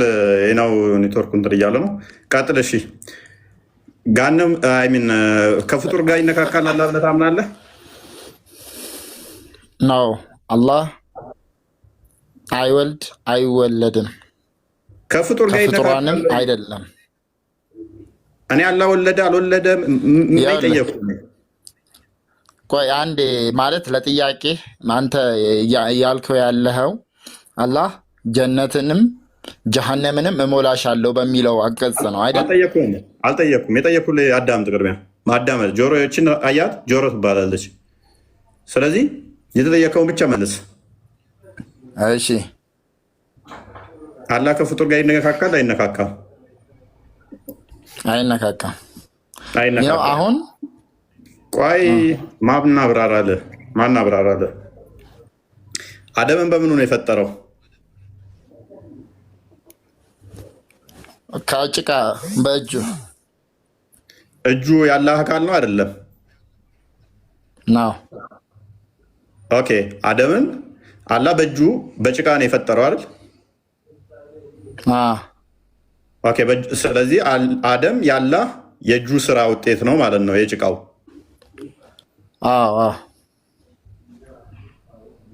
እኔ ነኝ እያለው ያለው እየገባኝ ያለው ነው ከቅድም ካለው ጋር የተጋጨብኝ ወይንስ እሱ እያለው ያለው ትክክል አለ? ቅድም እኮ አይነካካም ብለኸኝ ነበረ። አሁን መልሰ አደም እጁ በጭቃ ነው የፈጠረው። አንድ ነገር ያልተግባባ ነው ነገር አለ። እፎይ ማነው ስሙ? እፎይ ነው። ቀጥል እሺ። ያልተግባባ ነው እዚህ አላህ መጥቶ አሁን ለምሳሌ ልክ ኢሳ አለይሂ ሰላም ወይም ደግሞ ኢየሱስ አለይሂ ሰላም ወርዶ ከሰው ጋር መነካካት የሚለውን ነው። አልጠየኩም እኔ እዚህ ወረዳ እንደዛ የሚለውን ነው። ተረዳኛ መጀመሪያ። ኦልራይት እኔን ተረዳኝ። እንደዛ የሚለውን ነው እንጂ እዛ ማን ከሱ ጋር እኮ እንገናኛለን፣ ከአላህ ፊት እኮ እንገናኛለን። ገብቶሃል? መቼ ያው መልቅያ ገብቶሃል? አልጠየኩም። ይኸውልህ አንተ ያልተረዳኸው ነገር ልንገርህ። ራስን ብቻ እኮ ነው ያወራህ ያለኸው፣ ወይ ሰው አትረዳም። ልጆቹን የማያውቁትን ነገር እየጠየካቸው ግራ አጋባሃቸው። በተለይ አሁን አብዱን ገብቶሃል? አንተም እኮ ምንም የምታውቀው ነገር አንተ እኔ ስለ ቁርአን አውቃለሁ ስለ ሐዲስ አውቃለሁ የምትል ከሆነ አሁን መልሱ ላይ ብቻ መልሱ ላይ እነ ከሌ መልሱ ልትል ነው። ጥራቸው ጠይቅ። እሺ ስለዚህ ጎበዝ ሄድ ጠይቅ። አያ ጎበዝ። እሺ አሁን አዳምጥ ወንድማችን ምን ብለናል? አላህ ከፍጡር ይነካካል ወይ ብዬ ስጠይቀው አይነካካም አለኝ። ከፍጡር ያልተነካካ አይነካካም። አደምን በምንድን ነው የሰራው ስለው በእጁ አለኝ። ከምንድን ነው የሰራው ስለው ከጭቃ ከገማ አለኝ። ስለዚህ አላህ ከፍጡር ተነካክቷል። ምክንያቱም አደምን ሲሰራ ትሊስት አደም ፍጡር ነው። አደምን የሰራበት ጭቃ ነው። ጭቃውን ነክቷል። ስለዚህ ከፍጡር አይነካካም የሚል ኮንሰፕት ውሸት ይሆናል። ወደፊትም ደግሞ እሱ ጋር እንደምትሄድ እንደምታየው ምናምን ነገር ከን እሱ ፖይንታችን አይደለም። ለጊዜው ዋና ፖይንታችን ከፍጡር ጋር ተነካክቷል ወይ አልተነካካም ብለህ ከአሁን በኋላ ማለት አትችልም። ምክንያቱም ጭቃው ፍጡር እስከሆነ ድረስ በእጁ ሰርቶታል። ስለዚህ በእጁ ከሰራው አሁን ጥያቄውን በደንብ ግልጽ ላድርግልህ እና በጭቃ ከሰራው አደምን ከፍጡር ጋር እንዲህ ከተነካካ አላህን የሚያቆሽሸው ነገር አለ ብለህ ታምናለህ? በፍጹም። ኦልራይት። ስለዚህ ምንም ነገር ሊያቆሽሸው አይችልም። ምንም ነገር። መልካም ሎክ ያለ አካል ጭቃ ነክቶት ማይቆሽሽ ከሆነ ቃል በስጋ መገለጡ ለምንድን ነው እንትን የምታዩት ታዲያ? እንደ መቆሸሽ ቁራናችን የሚያዩ የማይገናኝ ነገር ነው ያገናኘው። እፎይ ይቅርታ ግን ችግር የለም። አላሁ ሱብሓነሁ ወተዓላ እንደ ሰው ልጅ በውል የሚቀመጥ ከሆነ እንደ ሰው ልጅ የሚጸዳዳ ከሆነ ገብተዋል። ይሄንን ካመጣህልኝ ነው ራይት።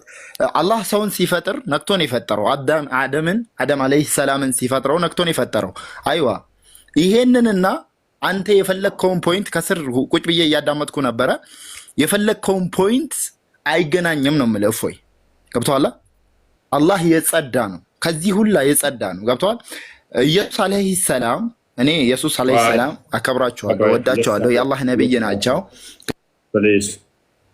የአንተን ነብይ የፈጠረ ነው ኢየሱስ። ሂሳብ ለማውራት ትችላለህ፣ እንደ እስልምናው ለማውራት ከሆነ። ኤኒዌይስ ሎክ አሁን ያነሳቸው ፐርሚስ ስህተት ነው።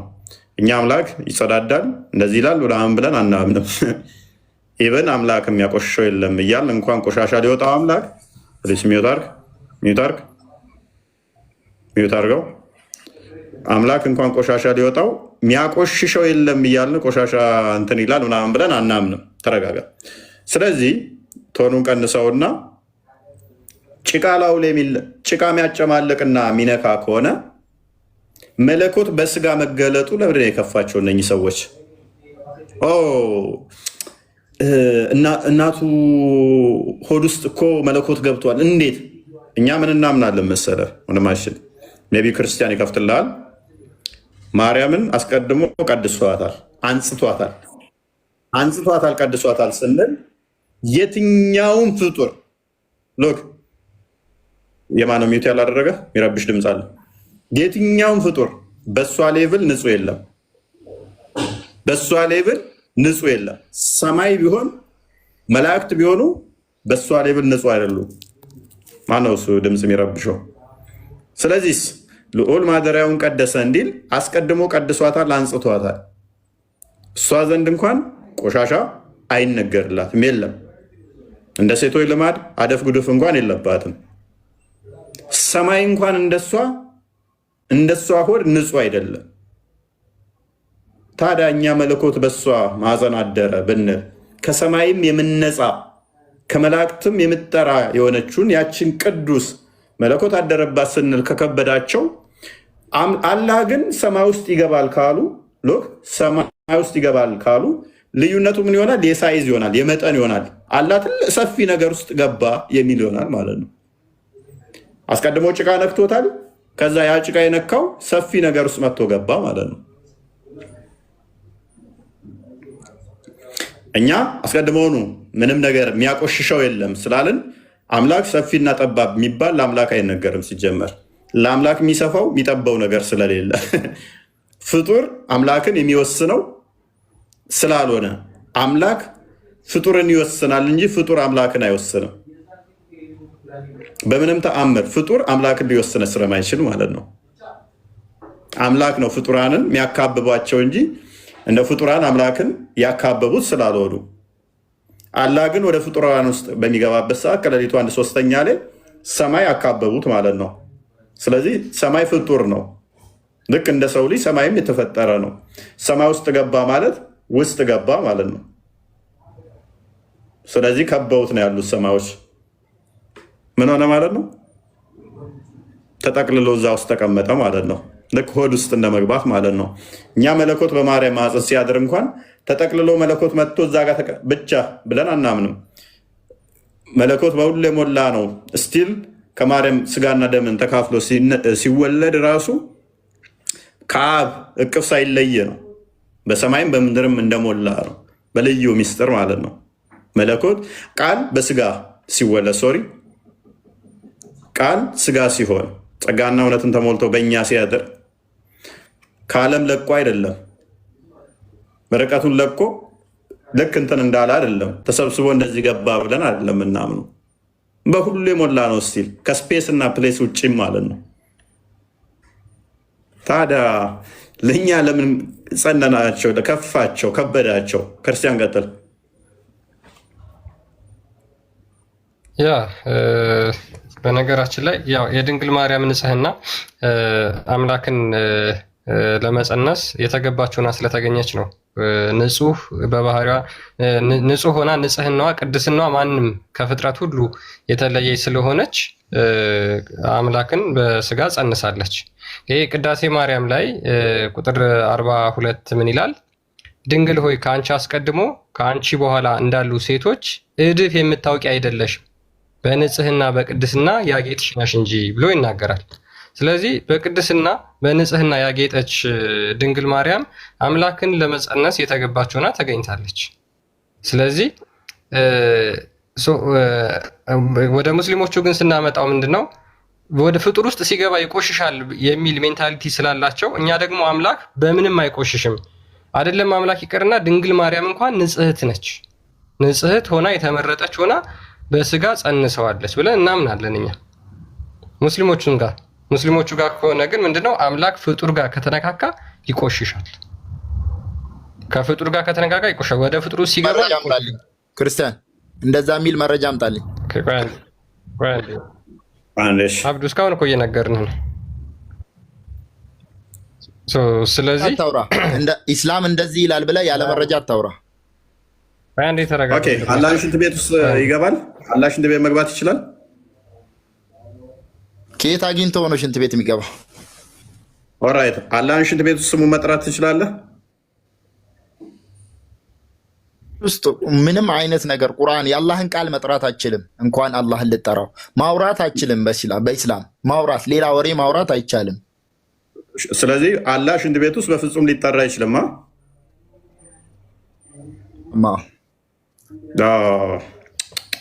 ምን ችግር አለው?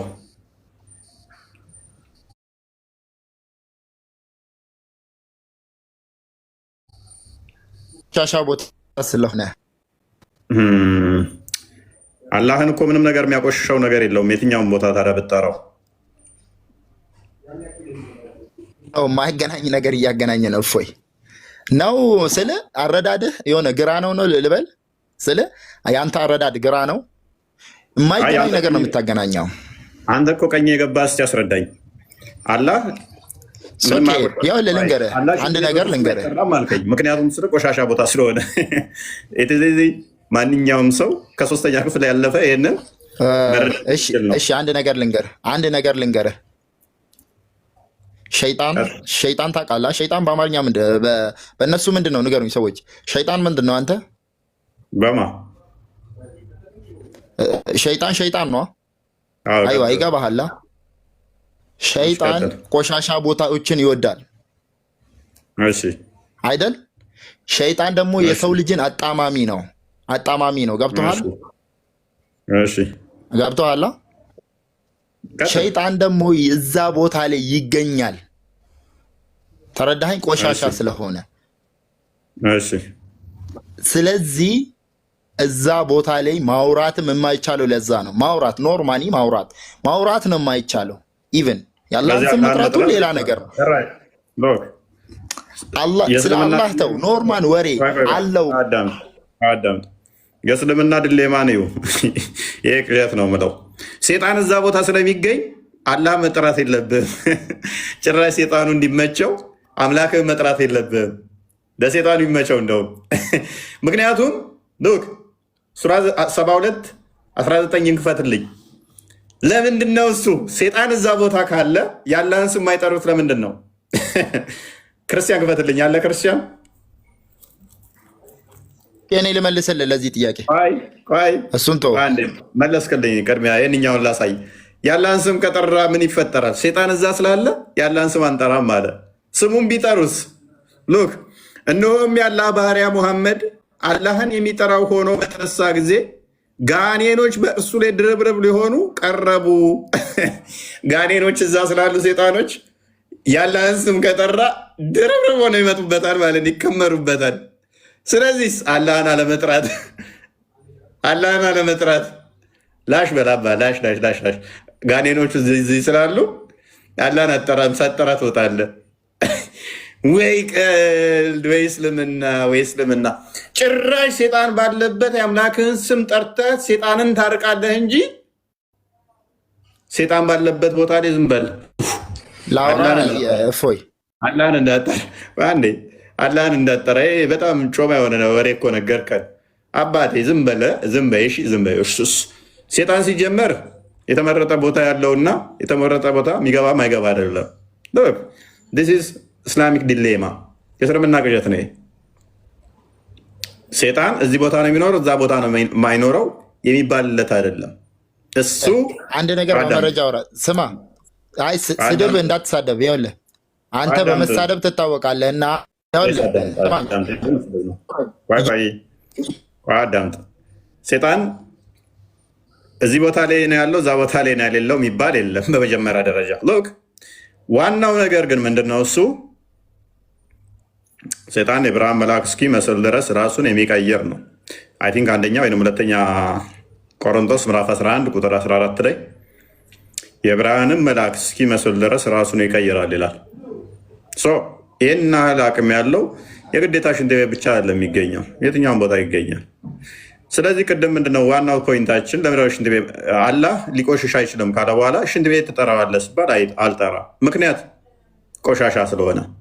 ስለዚህ ቆሻሻ ቦታ ላይ አላህ ማይጠራበት ቦታ ትሊስት አለ። ምን ቆሻሻ ቦታ ላይ አላህ ማይመለክበት ቦታ አለ፣ ቆሻሻ ቦታ ላይ። ለምን ተጽዕኖ ውስጥ ያድራል በቆሻሻ ውስጥ ሲሆን።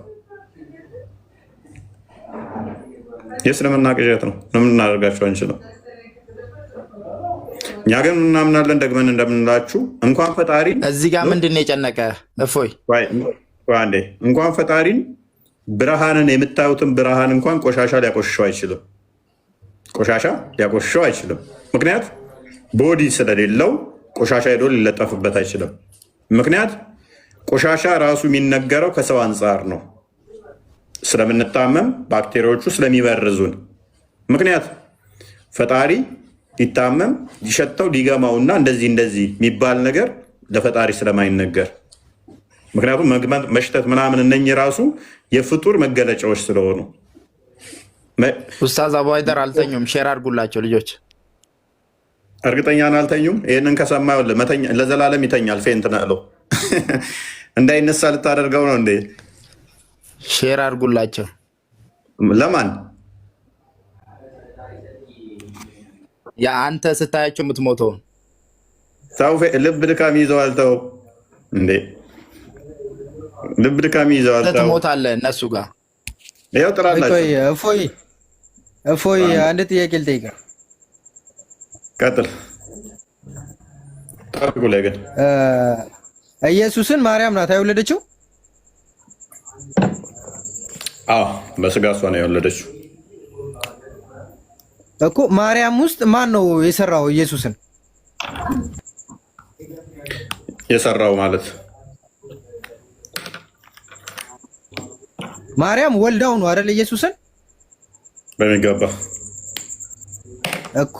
ለምሳሌ አሁን እኛ አባትና እናቶቻችን ግንኙነት አድርገው ምናምን ተረግዘው ነው የምንወለደው አይደል? በሚገባ እኮ። ኢየሱስ እንዴት የማርያም ሆድ ውስጥ እንዴት ሊገባ ቻለ? መልካም ሎክ በደንብ አስተውል። አብዱ ለማወቅ ነው የጠየቀዋል። አብዱ በሚገባ ሎክ እኛ መለኮት በሁሉ የሞላ ነው ብለን እናምናለን። በደንብ አስተውል። መለኮት በሁሉ የሞላ በሁሉ ያለ ነው።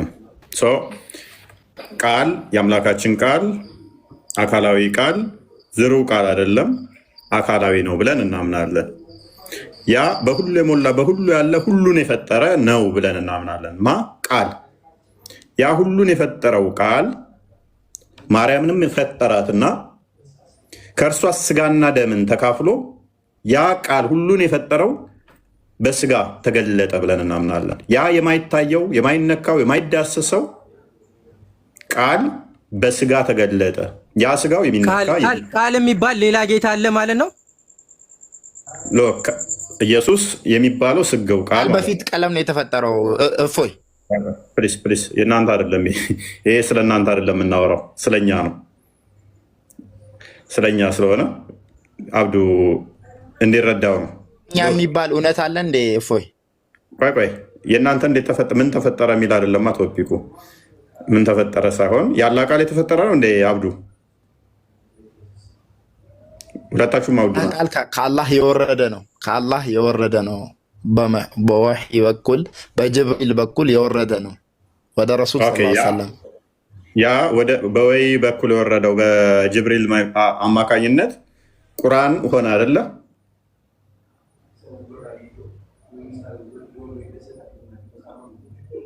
አብዱ ኦራይት። ያ ቁርአን ፍጡር ነው። ቁርአን ፍጡር ነው። ቁርአን ቃል ነው አልኩ እኮ የአላህ ቃል ነው። መልካም እኮ ያ ቁርአን ያለ ቃል ያልከው ፍጡር ነው።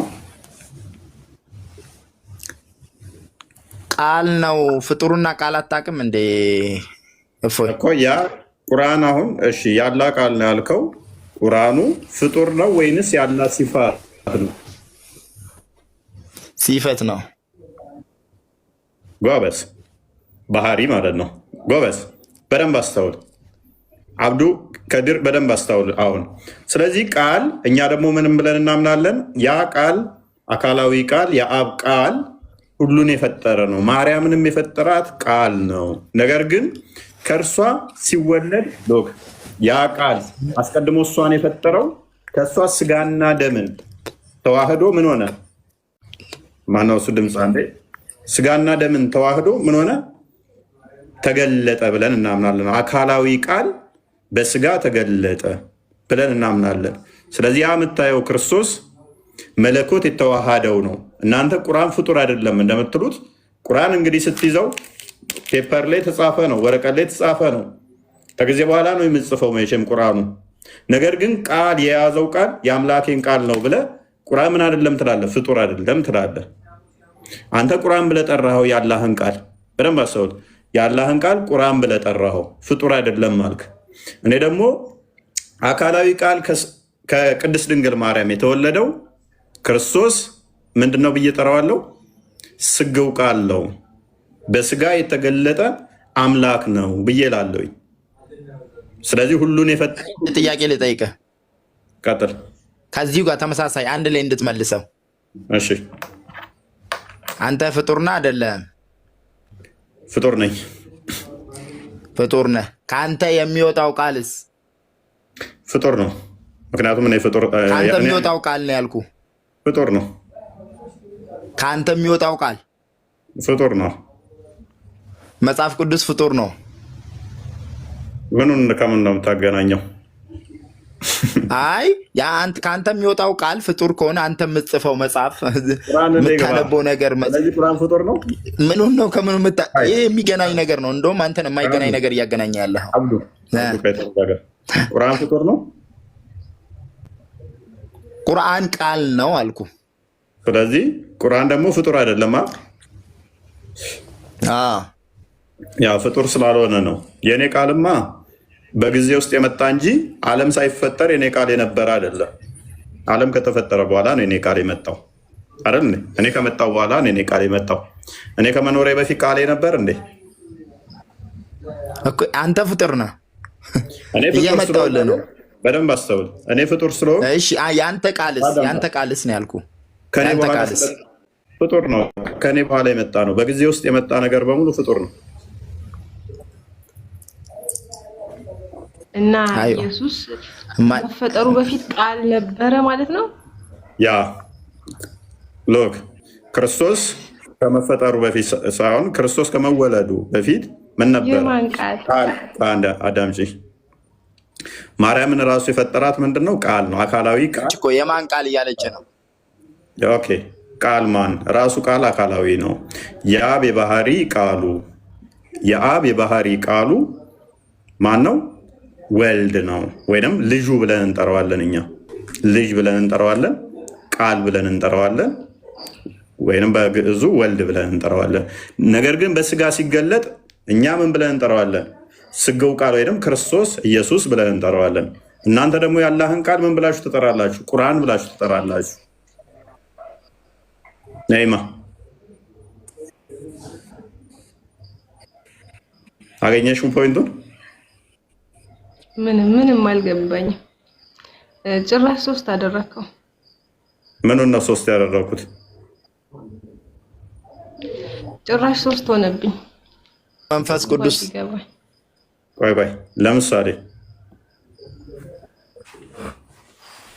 አብ እሺ አምላክ ኦኬ። ምንም እኛ ብዙም 3 የሚሆንብሽ ነገር አይምን 3 ብትይ ምኑን 3 እንደሆነብሽ አልገባኝም። እንደዛ አይነት ነገር ስላላወራሁ አንተ 3 ነው ብላ አታምንም እንዴ? ከዛ በፊት እንዴት ነው ቃል ያለው? ኦልራይት አላህ ቃል አለው የለውም? እህታችን ነይማ